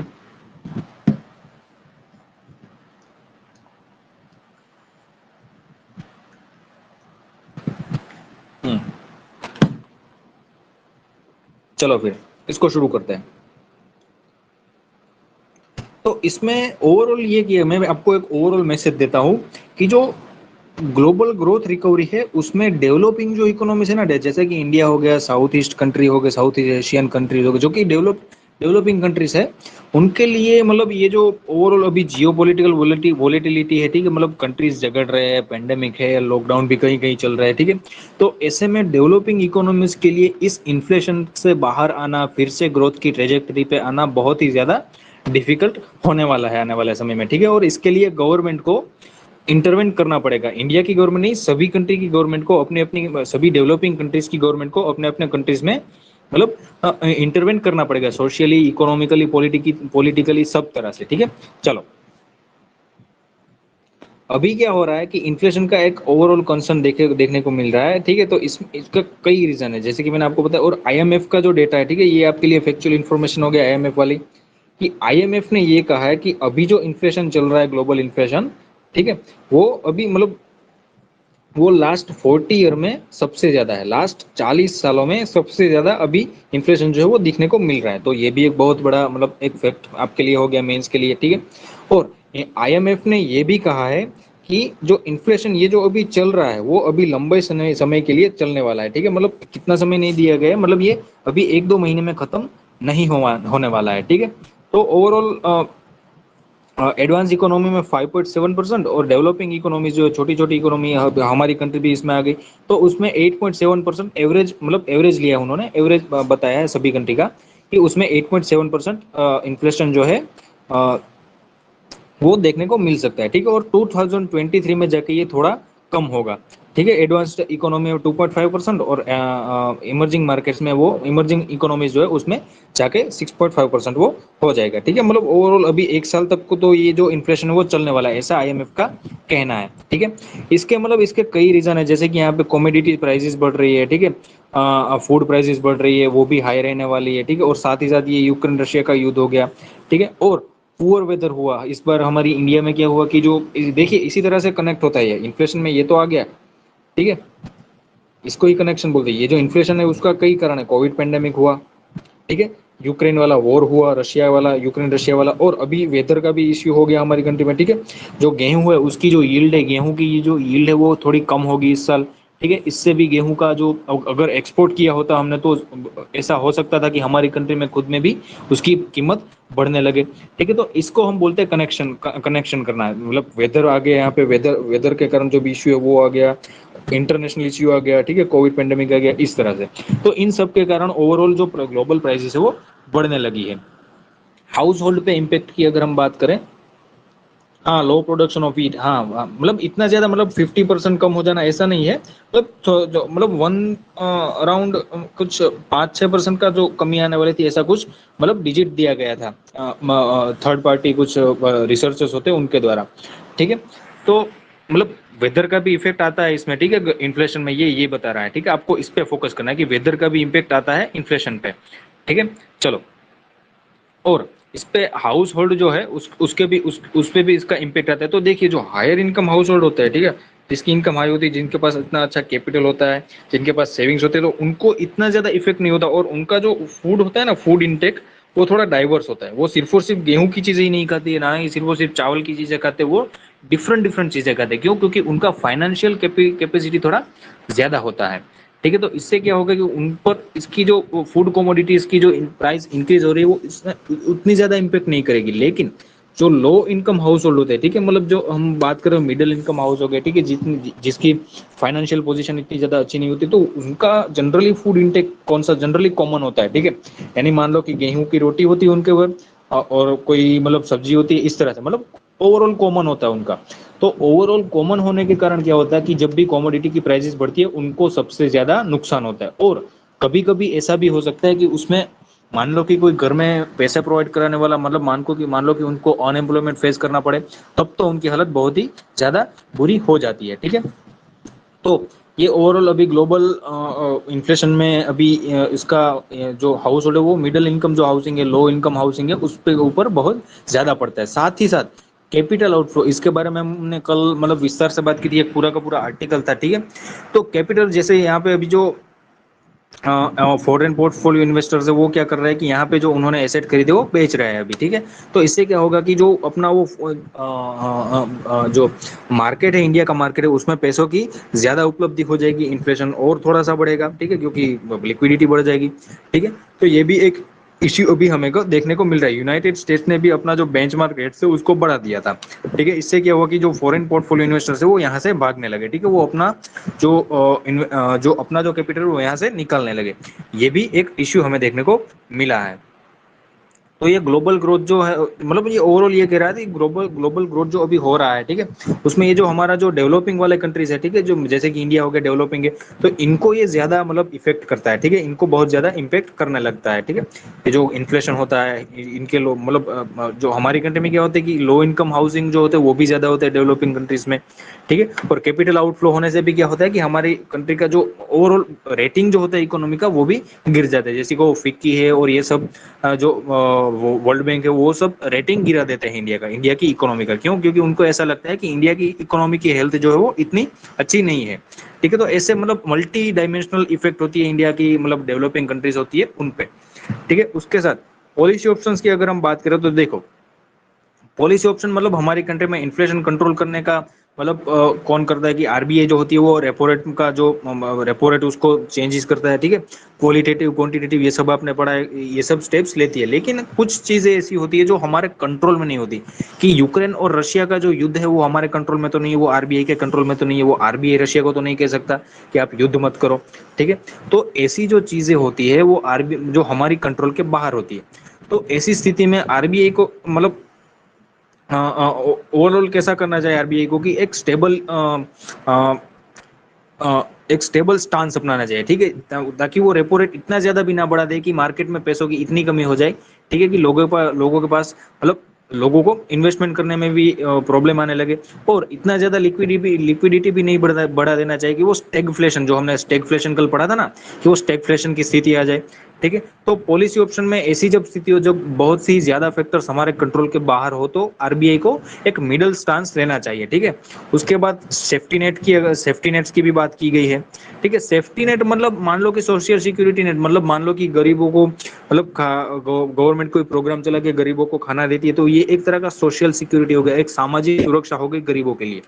तो इस पेंडेमिक के कारण और जो रशिया यूक्रेन वॉर है और बाकी के कई कई रीजन है उसके कारण जो स्पेशली हमारी कंट्री की देखिए 90% जो वर्कफोर्स है वो तो हमें पता है कि इनफॉर्मल वर्कफोर्स है। ठीक है, और उसमें बहुत ज्यादा पॉवर्टी हमें देखने को मिलती है। तो ऐसी जो इन्फ्लेशन की स्थिति आती है तो ये जो लोग हैं वो बहुत ही हेल्पलेस हो जाते हैं। ठीक है, उसमें अनएम्प्लॉयमेंट भी ज्यादा हो जाती है। ठीक है, सीएमआई का भी डेटा आया है कि इंडिया की वर्कफोर्स है वो ओनली 40% तक श्रिंक हो गए, मतलब बाकी के जो 60% है वो आज जॉब ढूंढ ही नहीं रही है। ऐसी स्थिति जाके यहाँ पे हमारे इंडिया में क्रिएट हो गई है। ठीक है, तो ये डेटा भी आपको एक मतलब अच्छे से मतलब आपको याद रखना चाहिए कि CMI centre for monitoring of Indian economy के हिसाब से हमारी जो वर्कफोर्स है वो 40% तक श्रिंक हो गई है। ठीक है, तो इस ऐसी स्थिति के कारण क्या होता है कि पॉवर्टी बढ़ने लगती है और ये सब होने लगता है। ठीक है, लोगों के पास मतलब फूड का भी क्राइसिस होता है, फूड सिक्योरिटी उनकी अफेक्ट हो जाती है, अपने परिवार को वो खाना नहीं दे सकते। तो ऐसे में गवर्नमेंट को सेफ्टी नेट प्रोवाइड करनी चाहिए। ठीक है, जैसे कि वो डिस्प्लेस्ड वर्कर्स हो गए, ट्रेनिंग प्रोग्राम्स उनको बनाने चाहिए। ठीक है, हायरिंग एक हायरिंग शुरू करना चाहिए गवर्नमेंट को, मतलब मनरेगा के अंदर ज्यादा से ज्यादा लोगों को इंक्लूड करना चाहिए ताकि उनको एक फाइनेंशियल सपोर्ट मिल सके। ठीक है, तो इस तरह से गवर्नमेंट को क्या करना चाहिए कि सेफ्टी नेट प्रोवाइड करना चाहिए ऐसे जो टाइमिंग्स होते हैं उस टाइमिंग्स में। ठीक है, मतलब जब इन्फ्लेशन हो गया बहुत ज्यादा और इस तरह से। ठीक है, तो ऐसे में गवर्नमेंट को ये सब करना चाहिए, सेफ्टी नेट प्रोवाइड करना चाहिए। ठीक है, चलिए ओवरऑल इसका जिस्ट मतलब ओवरऑल इसका कंक्लूजन ये था कि डेवलपिंग इकोनॉमीज को अभी थोड़े लंबे समय के लिए टाइटर फाइनेंशियल कंडीशन फेस करनी पड़ेगी। ठीक है, अभी लंबे समय के लिए इन्फ्लेशन बढ़ रहा है, डेवलप्ड कंट्रीज है वो डेवलप्ड कंट्रीज में इन्वेस्टर्स वापस जा रहे हैं, तो इसके कारण अभी जो डेवलपिंग इकोनॉमीज है उनको फाइनेंशियल टाइटनेस मतलब फेस करनी पड़ेगी कई रीजंस के कारण।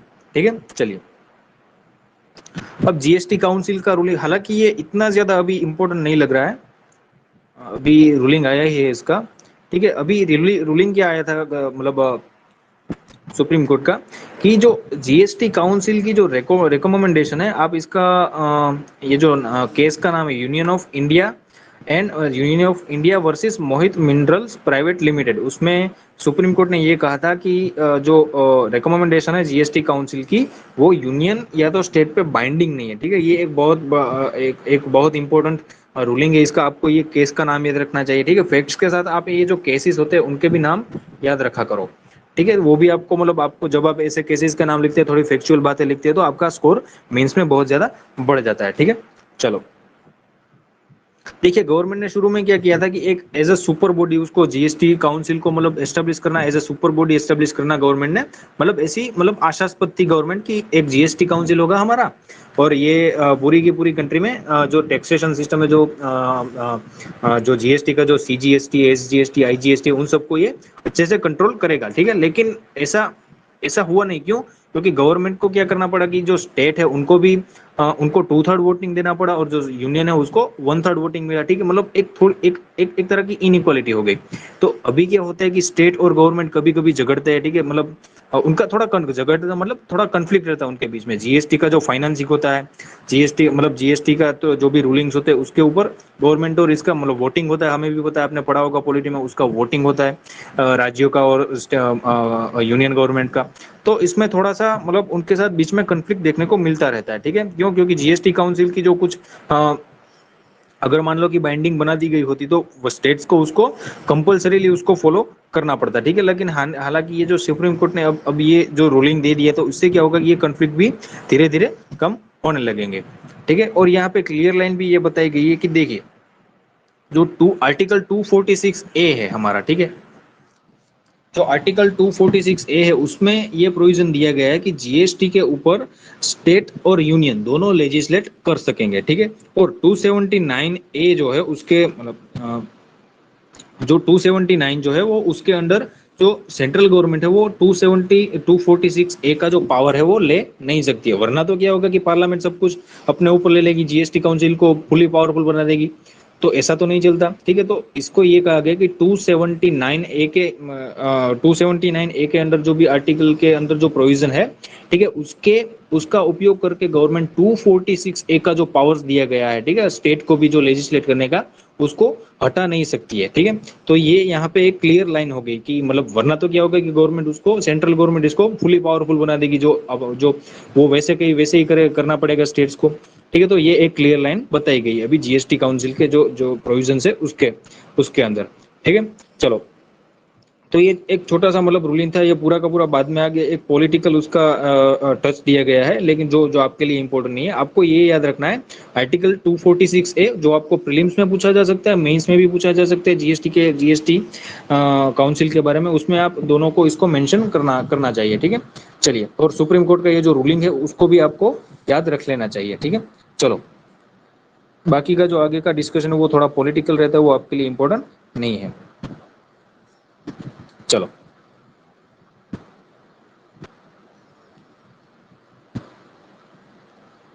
चाइना की बात करें, यहाँ पे चाइना का भी आया है कि मतलब चाइना कैसे अपना, अभी तक किसी को दिक्कत, बताओ किसी को। चलो आज ज्यादा बहुत ज्यादा पॉलिटिकल न्यूज़ है तो थोड़ा आज छोटा लेक्चर होगा। ठीक है।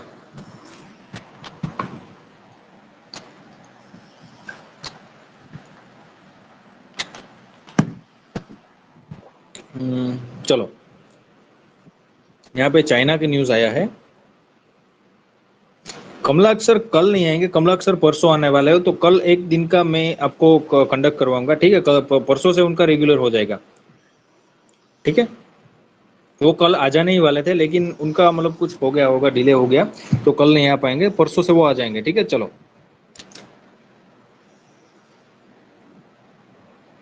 चलो, अब चाइना ने पेंगोंग सो लेक के ऊपर एक ब्रिज बनाया है, वो करंट अफेयर में भी चाइना सर ने आपको बताया होगा, एक वो इमेज भी आपको बताई होगी।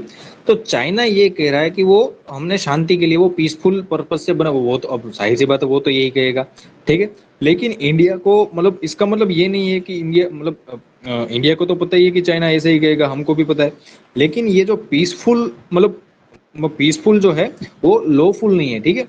लो, क्योंकि देखिए चाइना ने जो बनाया वो जो भारत का जो एरिया था पहले, जो अक्साई चीन जो बोलते हैं, उसके अंदर बनाया, तो एक तरह से ये लॉफुल नहीं है। ठीक है। और जो इंटरनेशनल कन्वेंशन है, ठीक है, उसको चाइना तो फॉलो करता नहीं है, वो हमें भी पता है को। ठीक है। अगर दरिया के, अगर ओशियन की बात हो, वो अनक्लोज के नियमों को फॉलो नहीं करता है। ठीक है। किसी और कन्वेंशन के नियम को वो मतलब वो अपनी मनमानी नहीं करता रहता है चाइना। ठीक है। तो इस तरह से ये जो पेंगोंग जो के ऊपर जो ब्रिज बनाया गया है, ठीक है, वो एक स्ट्रेटेजिक है। ठीक है। इससे मतलब चाइना का जो मिलिट्री टाइमिंग वो बहुत ज़्यादा कम हो जाएगा। लेकिन चाइना तो यही कहेगा कि वो हमने पीसफुल पर्पज से बनाया हुआ है। ठीक है। लेकिन ये इसको लॉफुल नहीं बना देता, पीसफुल होना ये लॉफुल होना ऐसा ज़रूरी नहीं है। ठीक है। चाइना ने 1962 में हमारे साथ वॉर हुआ था। ठीक है। चाइना ने क्या किया था कि 1957 में एक अनाउंसमेंट किया था कि हमने अक्साई चीन में एक रोड बिल्ड कर दिया है। ठीक है। जो तिब्बत और सिनजियान प्रांत को जोड़ देता है। तो मतलब जाहिर सी बात है, वो था टेक्निकली तो वो इंडिया की पोजीशन टेरिटरी थी, उसके अंदर चाइना ने बिल्ड कर दिया, और इंडिया को मतलब ये अच्छा नहीं लगा। जाहिर सी बात है, किसी को भी अच्छा नहीं लगेगा। ठीक है। कि अपनी खुद की जो टेरिटरी है उसके अंदर चाइना ने रोड बिल्ड कर दिया। उसके बाद मतलब 1962 का युद्ध हुआ और ये सब हुआ। और वो आज भी हमारे साथ चाइना के जो जो चाइना के साथ जो रिलेशन है वो आज भी इतने ज़्यादा अच्छे नहीं रहते हैं। ठीक है। चलो, अब इंटरनेशनल लॉ की अगर हम बात करें, तो पर्टिकुलरली आपको सब कुछ याद नहीं रखना है, मतलब ओवरऑल आपको ये याद रखना है कि चाइना जो है वो बेलिजरेंट है। बेलिजरेंट मतलब क्या होता है कि वो मतलब एग्रेसिव होता है। ठीक है। ना तो किसी की मानता है, ना तो किसी की सुनता है, वो अपनी मनमानी नहीं करता, वो मिलिट्री का उपयोग बहुत ज्यादा करता है चाइना। ठीक है। इंडिया को मतलब इंडिया को परेशान करने के लिए, दूसरे कंट्रीज को परेशान करने के लिए। ठीक है। तो और जो इंटरनेशनल लॉज जो होते हैं इसके कंटेक्स्ट में अगर देखें, तो ये जो ब्रिज है वो लॉफुल तो नहीं है, लेकिन चाइना सुनता नहीं है उसकी। और जो परमानेंट कोर्ट ऑफ आर्बिट्रेशन जो है, पीसीए जो है, उसने एक अवार्ड दिया था, आइलैंड ऑफ पामास केस था। ठीक है। आइलैंड ऑफ पामास केस था कि अ, अ, ये जो टेरिटोरियल सोवरेनिटी और पीसफुल डिस्प्ले जो है, ठीक है, जो पीसफुल डिस्प्ले डिस्प्ले भी चाइना बता रहा है। ठीक है। मतलब ये उसके रेटोरिक में मतलब ये मेटाफोरिकली बता रहा हूँ कि जो आइलैंड ऑफ पामस में पीसीए ने ये कहा था कि आप सिर्फ पीसफुल तरीके से ये जो टेरिटोरियल सोवरेनिटी बता रहे हो, जो पीसफुल बताया चाइना ने, ठीक है, वो लॉफुल नहीं है। इंटरनेशनल लॉज जो है उसके उसके अनुसंधान पे ये लॉफुल नहीं है, भले ही आप पीसफुल बोल रहे हो। ठीक है। लेकिन ये लॉफुल नहीं है। ठीक है। ये आपके लिए ये पीसी वाला जो एक एग्जांपल है वो आपके लिए मेंस में काम आ सकता है। ठीक है। तो इसको कहीं पे लिख लीजिएगा। अभी मैंने आपको फैक्ट शीट बनाने को बोला था, वो बना लीजिएगा। ठीक है। एक बुक में बनाओ फैक्ट, और इसमें मान लो कि कोई इंडेक्स आ रहे हो, कोई आंकड़े आ रहे हो, कोई स्टेटिस्टिक्स आ रहा हो, कोई रूलिंग आ रहा हो कोर्ट का, वो आप उसमें लिख लीजिएगा। ये दो दो तीन लाइन लिखना है, कोई मतलब बहुत बड़ा इतना पूरा का पूरा न्यूज उसमें नहीं लिखना है। ठीक है। तो चलिए मेन टॉपिक पे आते हैं। तो कि इंटरनेशनल लॉ में जो भी पीसफुल है वो इंटरनेशनल लॉ में लॉफुल हो, इस तरह का मतलब कंक्लूजन नहीं निकलता है। ठीक है। चलो, आईसीजे का जजमेंट जो है वो अभी इतना अपना आपके लिए वो थोड़ा इंटरनेशनल टॉपिक है, वो आप अभी इम्पोर्टेंट नहीं है इंडिया के हिसाब से। ठीक है। अच्छा, क्या लिखना है? मैंने आपको कल बताया, आपको मतलब समझ नहीं आया था, तो मैं फिर से बता दूं? बताओ फिर से आपको क्या क्या लिखना है। एक फैक्ट शीट बना, मैं क्या लिखना है बताओ आपको।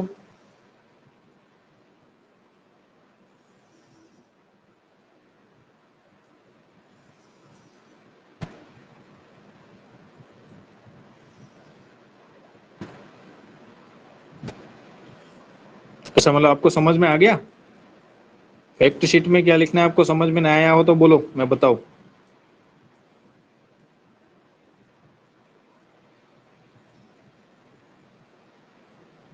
अच्छा, नेटवर्क में प्रॉब्लम, आपके नेटवर्क में प्रॉब्लम है, मेरे नेटवर्क के प्रॉब्लम है? सबको आ रही है आवाज? अच्छा, आपके नेटवर्क में प्रॉब्लम है। चलो ठीक हो गया आपका नेटवर्क, शुरू करूं? शुरू करूं?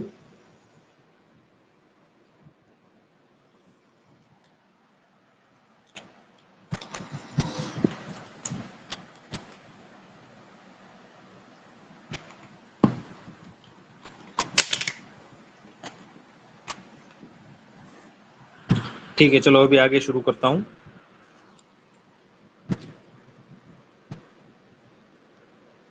चलो, ये कॉपीराइट वाला एक टॉपिक आया था, वो भी इतना ज़्यादा इम्पोर्टेंट तो नहीं लग रहा है। थोड़ा पॉलिटिकल टच दिया गया है उसमें, पार्टी टाइप। ठीक है,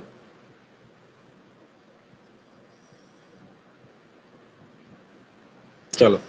बेड बैंक का एक इश्यू आया है यहाँ पे। ठीक है, ये बहुत अच्छा टॉपिक है आज के लिए, ये बहुत अच्छा ये आर्टिकल है। देखिए, अभी न्यूज़ आई है कि फाइनेंस मिनिस्टर श्री निर्मला सीतारमन जी ने ये कहा है कि हमारी national asset reconstruction company NRCL और इंडिया डेब्ट रिजोल्यूशन कंपनी आईडीआरसीएल भी क्या करेगी कि जो बैंक है उनके पास से जो बैड बैंक है, ठीक है, जो एनपीए बन गई है, ये वाली जो लोन्स है वो उसको ले लेगी, वहां पे अपने अपने आप पे ट्रांसफर करवाएगी और उसको रिजोल्व करने की ट्राई करेगी। ठीक है, तो सबसे पहले मैं तो ये आपको ये बताऊं कि बेड बैंक होती क्या है। ठीक है, तो ये क्या करती है कि जो नॉन परफॉर्मिंग एसेट होते हैं, बेड लोन्स होती है, वो बैंक से अपने अपने ये जो बेड बैंक होती है वो उनको बेड लोन्स को खरीद लेती है, बेड लोन को ट्रांसफर कर देती है। ठीक है, इससे क्या होता है कि अगर मान लो कि ए बैंक है, मतलब मान लो कि एसबीआई है, बी बेड बैंक है। ठीक है, ये एसबीआई है, तो इसमें क्या करेगी, जो बेड बैंक है उसकी जो बेड लोन्स है, एनपीएस है, उसको इसमें ट्रांसफर कर देगी, ताकि इससे क्या होगा कि इसकी जो बैलेंस शीट है, ठीक है, इसकी बैलेंस शीट है वो क्लियर हो जाएगी। इसकी बैलेंस शीट क्लियर होने से वो फिर से लैंडिंग शुरू कर सकेगी अच्छे से। ठीक है, क्योंकि इससे क्या होता है, जब तक बैड लोन्स और एनपीए का जब जब जब तक इश्यू रहता है कोई भी बैंक में, तब तक वो अच्छे से लेंडिंग नहीं कर पाती, उसको कई नियमों को फॉलो करना पड़ता है। ठीक है, उसको कई रेगुलेशन को फॉलो करना पड़ता है। तो जब ये बैलेंस शीट उसकी क्लियर हो जाएगी तो वो फिर से फ्रीली उसको लैंडिंग करना हो वो शुरू कर सकती है। ठीक है, तो इसको बोलते हैं बेड बैंक। ठीक है, जो भी बेड लोन्स होती है एनपीओ को अपनी बैलेंस शीट पे ट्रांसफर करवा लेती है, जो भी कॉमर्शियल बैंक्स होती है उनके पास से। ठीक है, और इसके कुछ प्रोस और कॉन्स, देखिए ये बहुत ही अच्छा टॉपिक है। आपको ये क्रिटिकली एनालाइज वाला भी पूछा जा सकता है। क्रिटिकली एनालाइज करो टॉपिक को, बेड बैंक वालों को ये पूछा जा सकता है, तो इसमें आपको ये प्रोस और कॉन्स आप लिख सकते हो। ठीक है, चलो, तो देखिए, तो पहला तो है, इसका जो एडवांटेज है वो ये है कि जो जो भी वेरियस बैंक है, ठीक है, मतलब बैंक तो डिफरेंट डिफरेंट होगी, एसबीआई हो गई, पीएनबी हो गई, डिफरेंट डिफरेंट बैंक्स हो गए, तो उनके पास अभी तो क्या है कि बेड लोन्स जो है वो डिफरेंट डिफरेंट जगह पे है। ठीक है, अब जो ये जो एक बेड बैंक है वो जो पूरी की पूरी सभी बैंक से वो अपने बेड लोन्स और एनपीएस को ट्रांसफर कर देगी, तो ये एक पूरी एक सिंगल इंस्टीट्यूशन के अंडर ये जो बेड लोन्स है वो आ जाएगी। ठीक है, यूएस ने भी ऐसा ट्राई किया था, मतलब अमेरिका की बैंकों ने भी ऐसा ट्राई किया था, जर्मनी ने भी ये आइडिया को ट्राई किया है। ठीक है, मतलब ये जो आइडिया है वो सिर्फ इंडिया का नहीं है, वो इंटरनेशनली ट्राई किया गया, इंटरनेशनली इस पे एक्सपेरिमेंट हुआ है और वो सफल भी रहा है। ठीक है, चलो, और जो इससे क्या होगा कि अगर मान लो कि ये जो एसेट रिकंस्ट्रक्शन कंपनी जब बेड बैंक जो होती है वो इसको फिर से रिजोल्व करने की ट्राई करेगी, तो उससे कभी क्या होगा कि जो बाकी के इन्वेस्टर्स जो उसको अगर ये जो नॉन परफॉर्मिंग एसेट्स है उनको बाय करने में इंटरेस्ट रखेंगे, तो उनको प्रॉफिट भी होगा और यहाँ पे बैंकों की फाइनेंशियल स्थिति भी मतलब बेटर हो जाएगी। तो ये इसका बेनिफिट देखने को मिल रहा है। ठीक है, और इसके क्रिटिक्स की अगर हम बात करें, कॉन्स की अगर हम बात करें, डिसएडवांटेज या तो लिमिटेशंस की अगर हम बात करें, तो देखिए कि जो हमारे फॉर्मर आरबीआई गवर्नर जो थे रघुराम राजन जी, वो इसके बहुत ही बड़े क्रिटिक है। ठीक है, वो डिमोनेटाइजेशन के भी क्रिटिक थे, इसके भी वो क्रिटिक थे। ठीक है, उनका ये कहना है कि आप सिर्फ एक इंस्टीट्यूशन से दूसरे इंस्टीट्यूशन में बेड लोन को, मतलब बेड लोन जो है उसको ट्रांसफर कर रहे हो, इससे कोई इकोनॉमी में कोई इतना मतलब कोई, अगर जाहिर सी बात है ये अगर फेस वैल्यू पे देखा जाए तो टेक्निकली तो कोई डिफरेंस नहीं हो रहा, आप सिर्फ एक जगह से दूसरी जगह ट्रांसफर करो, लेकिन उसको रिजोल्व तो नहीं कर रिजोल्व करो तो इसका जो इश्यू है वो सोल्व होगा। रिजोल्व करना मतलब सिर्फ ट्रांसफर करने से इसका इश्यू सोल्व नहीं होगा। आरबीआई के मतलब ये जो पूर्व गवर्नर थे रघुराम राजन जी, वो उन्होंने ये कहा है कि सिर्फ ट्रांसफर करने से कुछ नहीं होगा, आपको रिजोल्व करना चाहिए, ठीक है। और दूसरी बात क्या होगी कि देखिए ये जो बैड बैंक है वो गवर्नमेंट के द्वारा मतलब बैक है, उसके गवर्नमेंट का उसको सपोर्ट है, ठीक है। प्राइवेट सेक्टर का उसको सपोर्ट नहीं है, ठीक है। अब जो गवर्नमेंट का सपोर्ट है तो गवर्नमेंट क्या करेगी, उसको ज्यादा पे करेगी, जाहिर सी बात है, ठीक है। अगर प्राइवेट सेक्टर की जो बैड बैंक होती तो उनके तो वो प्राइवेट तो बैंक के पास से जो एनपीए या तो बेड लोन लेने में वो कम पैसे देती, ठीक है। मान लो कि 100 रुपए की बेड लोन है एसबीआई के पास, ठीक है। 100 रुपए का नेट पर नॉन परफॉर्मिंग एसेट है, तो प्राइवेट सेक्टर की अगर बेड लोन होती बेड बैंक होती तो वो नेगोशिएट कर लेती कि वो हम 60 रुपीज में खरीदेंगे। लेकिन यहाँ पे तो गवर्नमेंट है, ठीक है, गवर्नमेंट के द्वारा बैक, तो वो क्या करेगी, ज्यादा पैसे देगी, ठीक है। ऐसा भी हो सकता है कि 100% वैल्यू भी उसको दे दे कि 100 रुपए का नॉन परफॉर्मिंग एसेट है, तो वो 100 रुपए देके उस बैंक के पास से ले ले, ठीक है। तो गवर्नमेंट बैक्ड जो बेड बैंक है वो ज्यादा पैसे देगी, उससे अल्टीमेटली क्या होगा कि हमारे टैक्स पेयर्स जो है उनके ऊपर बर्डन आएगा। गवर्नमेंट के पास जो पैसा आएगा वो मेजोरिटी वहीं से आता है, ठीक है। तो गवर्नमेंट मतलब जो हमारे टैक्स पेयर्स है उनको भी बर्डन पड़ेगा। तो ओवरऑल ये इसके कॉन्स जो है वो देखे जाते हैं, उसकी जो डिसएडवांटेजेस है बेड बैंक है, जो specially government backed bed bank है उसके ये जो कुछ नेगेटिव पॉइंट्स है वो दिखे जा सकते हैं, ठीक है। चलो, अब loan crisis, bed loan crisis का ये जो वो सोल्व हो सकता है। ऐसा एक मतलब इश्यू है कि अगर मान लो कि बेड बैंक आपने कर तो दिया, ठीक है, बेड लोन को सोल्व करने के लिए आपने बेड बैंक का यूज तो किया, लेकिन क्या इससे सोल्व हो सकता है? आपको क्या लगता है? आप चैट में बताइए।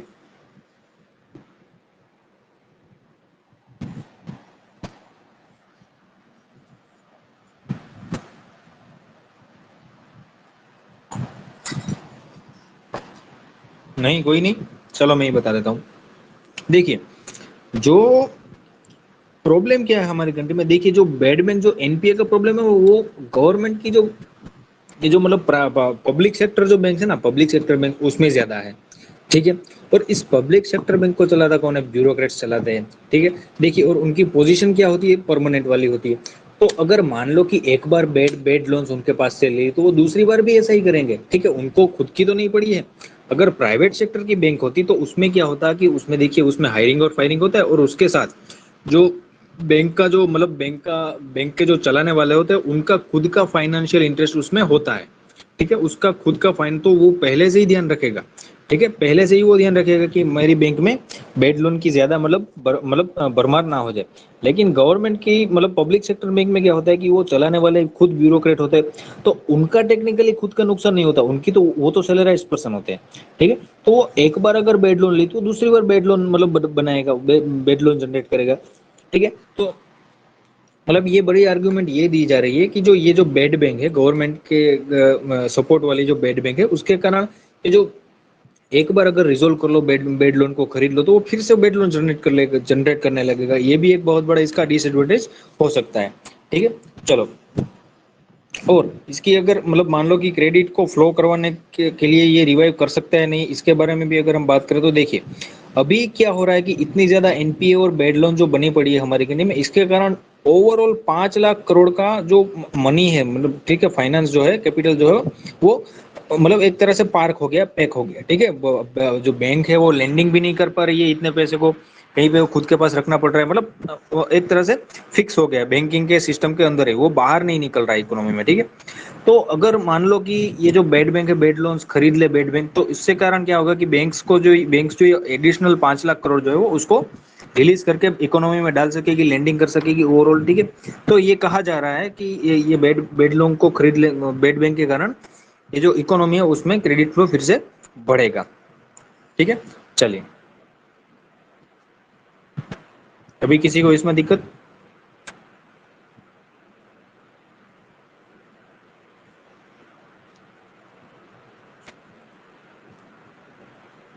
क्या यस नो क्या? समझ नहीं आया।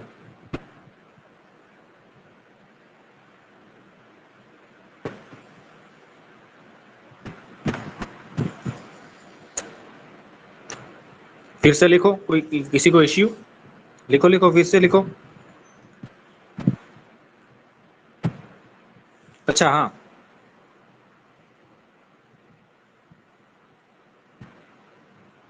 ठीक है, समझ आ गया। चलो,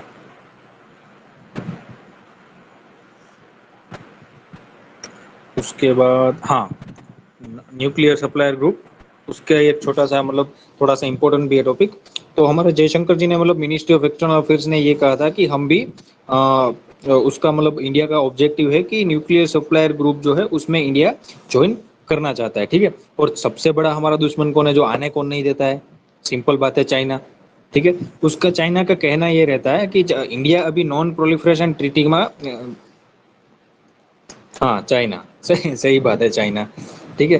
तो चाइना ये कहता है कि इंडिया नॉन प्रोलिफरेशन, हाँ, क्लेवर चाइना सही है।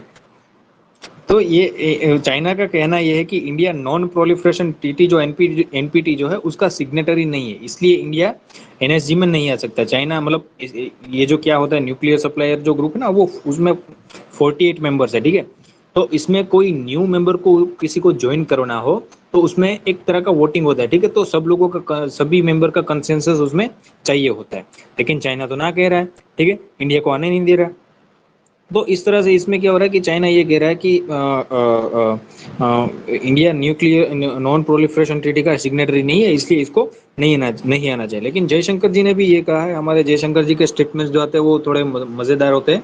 ठीक है, अभी कह दिया कि Europe has to come out of a mindset that Europe's problems are world's problems, but world's problems are not Europe's problems. ठीक है, ये एक स्टेटमेंट था, मेंस में भी लिख सकते हो आप कहीं पे अगर इंटरनेशनल टॉपिक आ गया तो। ठीक है, चलिए। तो जयशंकर जी ने ये कहा है कि अ, इंडिया एक ऐसी डेमोक्रेसी है जिसने बता दिया, ये प्रूव कर दिया है कि अगर मान लो कि वो एनपीटी की सिग्नेटरी नहीं है फिर भी वो न्यूक्लियर टेक्नोलॉजी है उसका एक जिम्मेदारी से उपयोग करने वाला देश है। ठीक है, हमने एनपीटी का सिग्ने साइन इसलिए नहीं किया कि इंडिया को देखिए, इंडिया का आप हमें हमें पता है कि हमारी एनर्जी सिक्योरिटी भी हमें ज़रूरी है, ठीक है। उसके साथ साथ हमें हमारे न्यूक्लियर वेपन बनाने के लिए भी ज़रूरी है न्यूक्लियर जो होता है। अब हमारे पड़ोसियों का तो हमें पता ही है, दोनों पाकिस्तान और चाइना इतना ज़्यादा अच्छा तो है नहीं उनके साथ। तो हमें हमें न्यूक्लियर वेपन भी बनाने पड़ेंगे।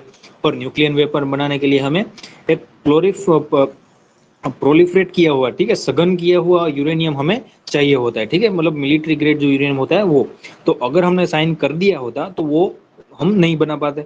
तो इसलिए इंडिया ने एनपीटी को ज्वाइन नहीं किया। दूसरे भी कई पहलू है इसके, लेकिन इसका ये मेन पहलू है। ठीक है।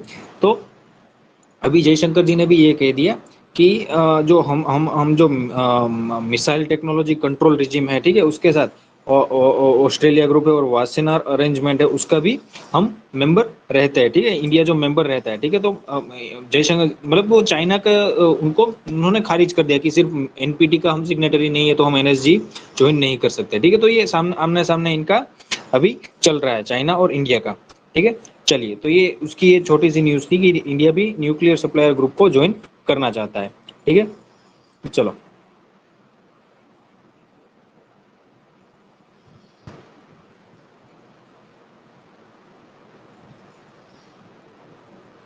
अभी ये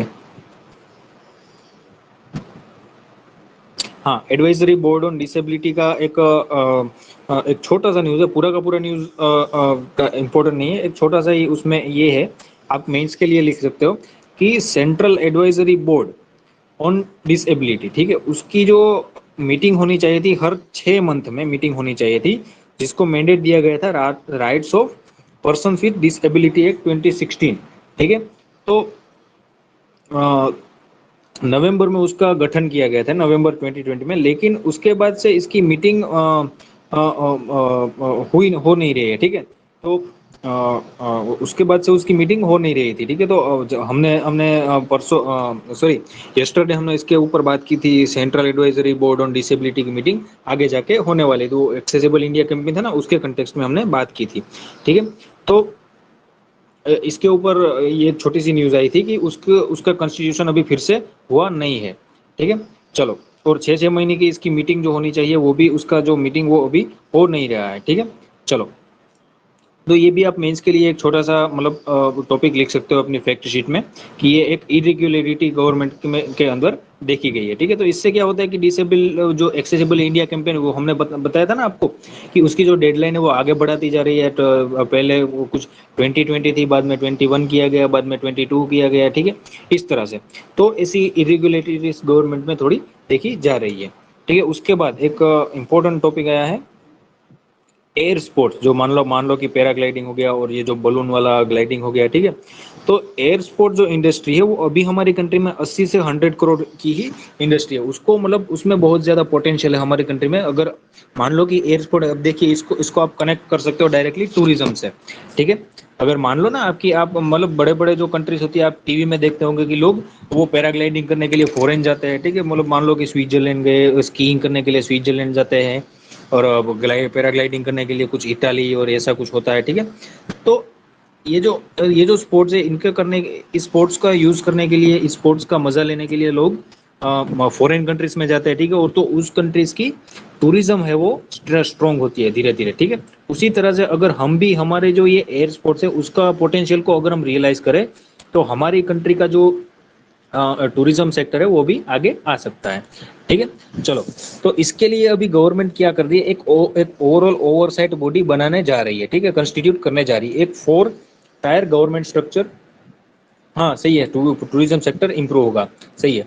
ठीक है, तो एक 4 टायर गवर्नमेंट स्ट्रक्चर एक बनाना चाहती है गवर्नमेंट। तो उसमें क्या होगा कि एक ASFI बॉडी होगी, air sports federation of India. ठीक है, ASFI air sports federation of India, उसमें सबसे ऊपर वाली एपेक्स बॉडी होगी। उसके नीचे नेशनल एसोसिएशन होंगे। ठीक है, इंडिविजुअल स्पोर्ट्स के मतलब बलूनिंग हो गया। ठीक है, और स्काई डाइविंग हो गया और ये सब। ठीक है, पैराग्लाइडिंग हो गया। तो ये इंडिविजुअल स्पोर्ट जो उसके लिए एक नेशनल एसोसिएशन होगा। ठीक है, और उसके बाद रीजनल और डिस्ट्रिक्ट लेवल, रीजन पे मतलब मान लो कि कोई स्टेट हो गया, उसके बाद में डिस्ट्रिक्ट लेवल, और टोटल 4 टायर वाला स्ट्रक्चर, 4 लेवल का स्ट्रक्चर गवर्नमेंट ने बनाने के लिए सोच रही है। ठीक है, और ये जो ASFI है, ठीक है, air sports federation of India, वो क्या करेगी कि वेरियस रेगुलेशन का मतलब रेगुलेशन के ऊपर विचार करेगी, रेगुलेशंस बनाएगी, साथ में कॉम्पिटिशन्स का मतलब वो मैनेजमेंट करेगी। ठीक है, तो कॉम्पिटिशन्स आयोजित करेगी सब कुछ। ठीक है, तो इससे क्या होगा कि हमारी कंट्री का जो एक उसका मतलब एस्पेक्ट यही रहता है कि हमारी कंट्री का जो ये जो इकोनॉमी आगे बढ़े, एम्प्लॉयमेंट जनरेट हो, ये सब इसका मतलब ओवरऑल रहता है। ठीक है, तो आप इस पे फोकस करना कि इससे क्या होगा कि इससे हमारी कंट्री में इकोनॉमी आगे आएगी, एम्प्लॉयमेंट जनरेट होगी। ठीक है, टूरिज्म सेक्टर आगे आएगा, टूरिज्म सेक्टर आगे आएगा। ठीक है, लोगों का लाइवलीहुड इंप्रूव होगा, लोगों की जो लाइफस्टाइल है वो इंप्रूव होगी। तो ये सब आपको लिखना है। ठीक है, इससे आपको कनेक्ट कर देना है इसको। ठीक है, ये तो सिर्फ बॉडी बनाने की बात करें, लेकिन उसका अल्टीमेट ऑब्जेक्टिव ये होता है कि ये जो इंडस्ट्री है वो डेवलप हो हमारी कंट्री में, और इससे ऐसे एज इकोनॉमिक बेनिफिट हमारी कंट्री को मिले। ठीक है, चलो,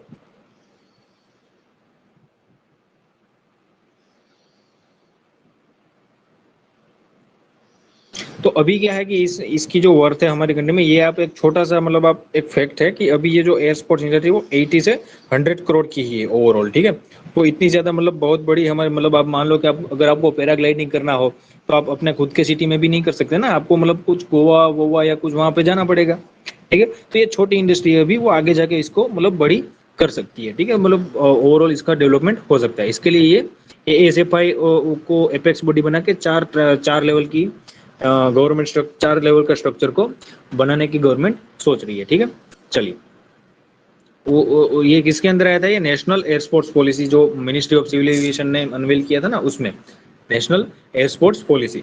ठीक है, चलो, एलिफेंट और बिग कैट, तेंदुए जो होते हैं उनका मतलब उनके काउंटिंग करने के लिए अभी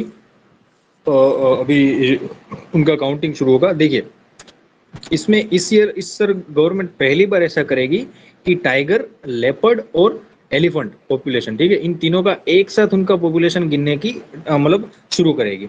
तो इसमें आपको याद ये रखना है, मतलब इसकी वो कैसे कैसे करते वो आपको याद रखना है। ठीक है, टाइगर के लिए वो क्या करती है, टाइगर और तेंदुओं के लिए कि वो मतलब वो कैमरा का यूज करती है। ठीक है, नेक बेल्ट का यूज करती है, तो इस तरह से। लेकिन जो एलिफेंट है उसमें वो कैमरास का यूज नहीं करती है। क्यों? क्योंकि एलिफेंट इतने मतलब एलिफेंट की संख्या बहुत ज्यादा होती है, टाइगर्स और लेपर्ड के हिसाब कंपेयर में, और उनको देख के ही उनको अलग कैटेगराइज करना वो इतना इजी नहीं रहता है, ठीक है।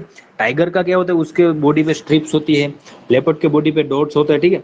तो इसके कारण उनको आर्टिफिशियल इंटेलिजेंस सॉफ्टवेयर का यूज करके मतलब उनको कैटेगराइज करना इजी होता है। लेकिन एलिफेंट में ऐसा नहीं होता। तो एलिफेंट में क्या किया जाता है कि उनके जो डंग होते हैं, एलिफेंट के डंग होते हैं ना, ठीक है, तो उसका हाँ, मतलब उसमें से डीएनए उसको लिया जाता है, उसमें से उसका डीएनए का टेस्टिंग किया जाता है, ठीक है। उस डीएनए का पूरा डेटाबेस बनाया जाता है, ठीक है। डीएनए का डेटाबेस बना के उसकी जो गणना है वो की जाती है, ठीक है। उसका जो जनगणना हम कह सकते हैं, ठीक है, हाथियों की गणना वो की जाती है, ठीक है। अगर कैमरा का यूज किया जाए हाथी को गणना के लिए, तो उसमें क्या होती है, डबल काउंटिंग होगी। एक ही हाथी का दो बार काउंटिंग हो, ऐसा मतलब पास्ट में हुआ है, ठीक है। तो इसके कारण जो हाथी है उसके लिए ये जो डंग वाला मेथड है वो अपनाया जाता है। और तेंदुए और बाघ जो है, टाइगर और जो लेपर्ड्स है, उनके लिए ये कैमरा वाला सिस्टम, कैमरा, और बाद में उनका नेक बेल्ट भी होता है, ठीक है। नेक बेल्ट के ऊपर से भी उनको पहचाना जाता है, उनके डॉट्स होते हैं, उनके स्ट्रिप्स होते हैं, उनके ऊपर से उनको काउंट किया जाता है, ठीक है। एलिफेंट में डंग वाला मेथड होता है। तो ये आपको याद रखना है छोटा सा, ठीक है। इनकी मेथड याद रखनी है, साइंटिफिक मेथड। चलिए।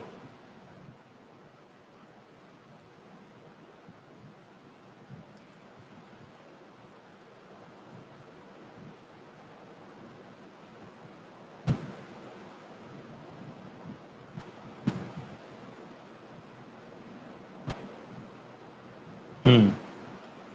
अभी ये एक थोड़ा सा इम्पोर्टेंट टॉपिक है इंडिया के लिए, मतलब ये एक थोड़ा वरीसम रह सकता है। उसकी एक चिंताजनक बात वर्ल्ड बैंक ने क्या किया है कि फिस्कल ईयर 23 का जीडीपी ग्रोथ का जो फोरकास्ट है, ठीक है, उसने ये जो फोरकास्ट किया है वो पहले किया था 8.7, बाद में लाके उसको 8% कर दिया, बाद में लाके उसको 7.5% कर दिया। ये एक मुख्य न्यूज है, ठीक है। तीन मतलब दो बार वर्ल्ड बैंक ने इसको कम किया है, ठीक है। जैसे मैंने आपको बताया था ना, वो देखिए इसको इसको आपका वो जो वो क्या कहते हैं, एफपीआई का आउटफ्लो था, हमने जो कल बात की थी ना, एफपीआई आउटफ्लो हो रहा है, ठीक है, हमारी कंट्री में से आउटफ्लो हो रहा है, ठीक है। लोग जा रहे हैं, फॉरेन पोर्टफोलियो इन्वेस्टर्स जा रहे हैं। तो देखिए ये जो वर्ल्ड बैंक है, ठीक है, इंटरनेशनल इंस्टीट्यूशन है, वो अब अपना बेंचमार्क कम कर दिया ना उन्होंने, ठीक है। हमारी कंट्री का बेंचमार्क पहले 8.7% जीडीपी उन्होंने फोरकास्ट किया था, बाद में 8% किया था, बाद में 7.5% कर दिया, ठीक है। तो ये भी एक तरह का इफेक्ट आता है हमारी कंट्री में, ठीक है। जब फॉरेन पोर्टफोलियो इन्वेस्टर्स या तो एफडीआई कम हो जाता है, तब जाके ये जो इंटरनेशनल इंस्टीट्यूशन है वो ऐसा बेंचमार्किंग जो है वो अपना कम करने लगते हैं, ठीक है। इससे क्या होता है कि पूरी की दुनिया में हमारी कंट्री की जो इकोनॉमिक मतलब जो पावर है वो थोड़ी कम दिखने लगती है, ठीक है। ज्यादा इन्वेस्टर इन्वेस्ट नहीं करते, इन्वेस्टर वापस जाने लगते हैं अपने कंट्रीज में, इस तरह का इश्यू देखने को मिलने लगता है, ठीक है। चलो, तो मेन टॉपिक पे आता है। इसी तरह से आपको कनेक्ट करना है, ठीक है, इसी तरह से आपको कनेक्ट करना है। ये एक रीजन हो सकता है वर्ल्ड बैंक ने ये जो कम किया, इसके कई रीजन होते हैं, उसमें ये जो एफपीआई का आउटफ्लो है वो भी एक रीजन इसमें है। उसके साथ साथ इन्फ्लेशन भी है, ठीक है, साथ साथ सप्लाई चेन के इश्यूज भी है, जियो पोलिटिकल टेंशन, जो रशिया का युद्ध भी चल रहा है, चाइना का भी कभी मतलब आउट ऑफ सिलेबस क्वेश्चन डाल देता है अमेरिका के लिए कि ताइवान पे भेज दिए उसने फाइटर जेट्स अपने, ठीक है। तो ऐसा जियो पोलिटिकल टेंशन के कारण भी इंडिया की इकोनॉमी को इफेक्ट आता है, ठीक है। चलो, तो ये जो ओवरऑल वर्ल्ड बैंक ने कट किया, ये जो यही आपके लिए न्यूज थी, ठीक है। एक आप इसका फैक्चुअल रिमार्क आप लिख सकते हैं मेंस के आंसर में, ठीक है। चलो, अभी एक छोटा सा न्यूज है रिटेल इन्वेस्टर्स वाला कि एफपीआई आउटफ्लो जो हो रहा है, ठीक है, फॉरेन इन्वेस्टर्स जा रहे हैं, तो इससे जो इम्पैक्ट हो रहा है, ठीक है, मतलब इन्वेस्टमेंट कम होगा। अगर एफपीआई बाहर निकल रहा है, तो ये जो इंटरनेशनल इन्वेस्टर्स थे वो कम हो रहे हैं हमारी कंट्री में, ठीक है, वो इन्वेस्टमेंट कम हो रहा है। तो उसके सामने हमारे डोमेस्टिक इन्वेस्टर्स, जो डोमेस्टिक रिटेल इन्वेस्टर्स है, वो ज्यादा थोड़े बढ़ रहे हैं, ठीक है। तो इससे क्या होगा कि इसके मान लो कि इसका इफेक्ट ये आया कि 100 रुपया का, 100 रुपये वाला, 100 रुपये के फॉरेन इन्वेस्टर्स ने 100 रुपये का जो है अपना एसेट है वो बेच दिया, ठीक है। तो फॉरेन इन्वेस्टर, लेकिन उसके सामने जो डोमेस्टिक इन्वेस्टर है उसने 80 रुपीज इन्वेस्ट कर दिया, ठीक है। तो इसका जो ये इफेक्ट आएगा वो 100 रुपये का इफेक्ट नहीं आएगा इकोनॉमी में, 20 रुपीज का ही इफेक्ट आएगा, ठीक है। अगर मान लो कि डोमेस्टिक ने ज्यादा कर दिया, 120 कर दिया, ठीक है, तो शॉर्ट टर्म में क्या होगा कि इकोनॉमी को फायदा भी होगा, ठीक है। तो इस तरह से ये जो इफेक्ट होती है उसको शिफ्टिंग हो जाता है, ठीक है। अगर मान लो कि ये जो फॉरेन इन्वेस्टर है उसने इन्वेस्ट नहीं किया, तो हमारे खुद ने मतलब डोमेस्टिक इन्वेस्टर से उन्होंने कर दिया, तो इससे क्या होगा कि ये जो इफेक्ट है उसका वो इम्पैक्ट है उसका वो ऑफसेट हो जाता है, ठीक है। तो इस तरह से अभी हमारी कंट्री में थोड़ा चल रहा है। चलो,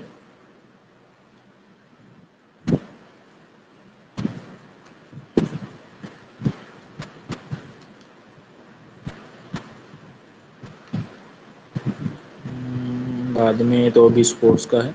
चलो यहाँ पे तो लगभग टॉपिक खत्म हो गया आज के, ठीक है। चलो, किसी को कोई दिक्कत चलो पूछ लो।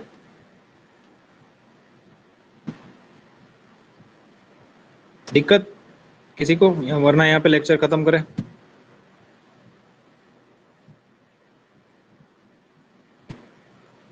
चलो, किसी को दिक्कत नहीं ना, तो खत्म करता हूँ।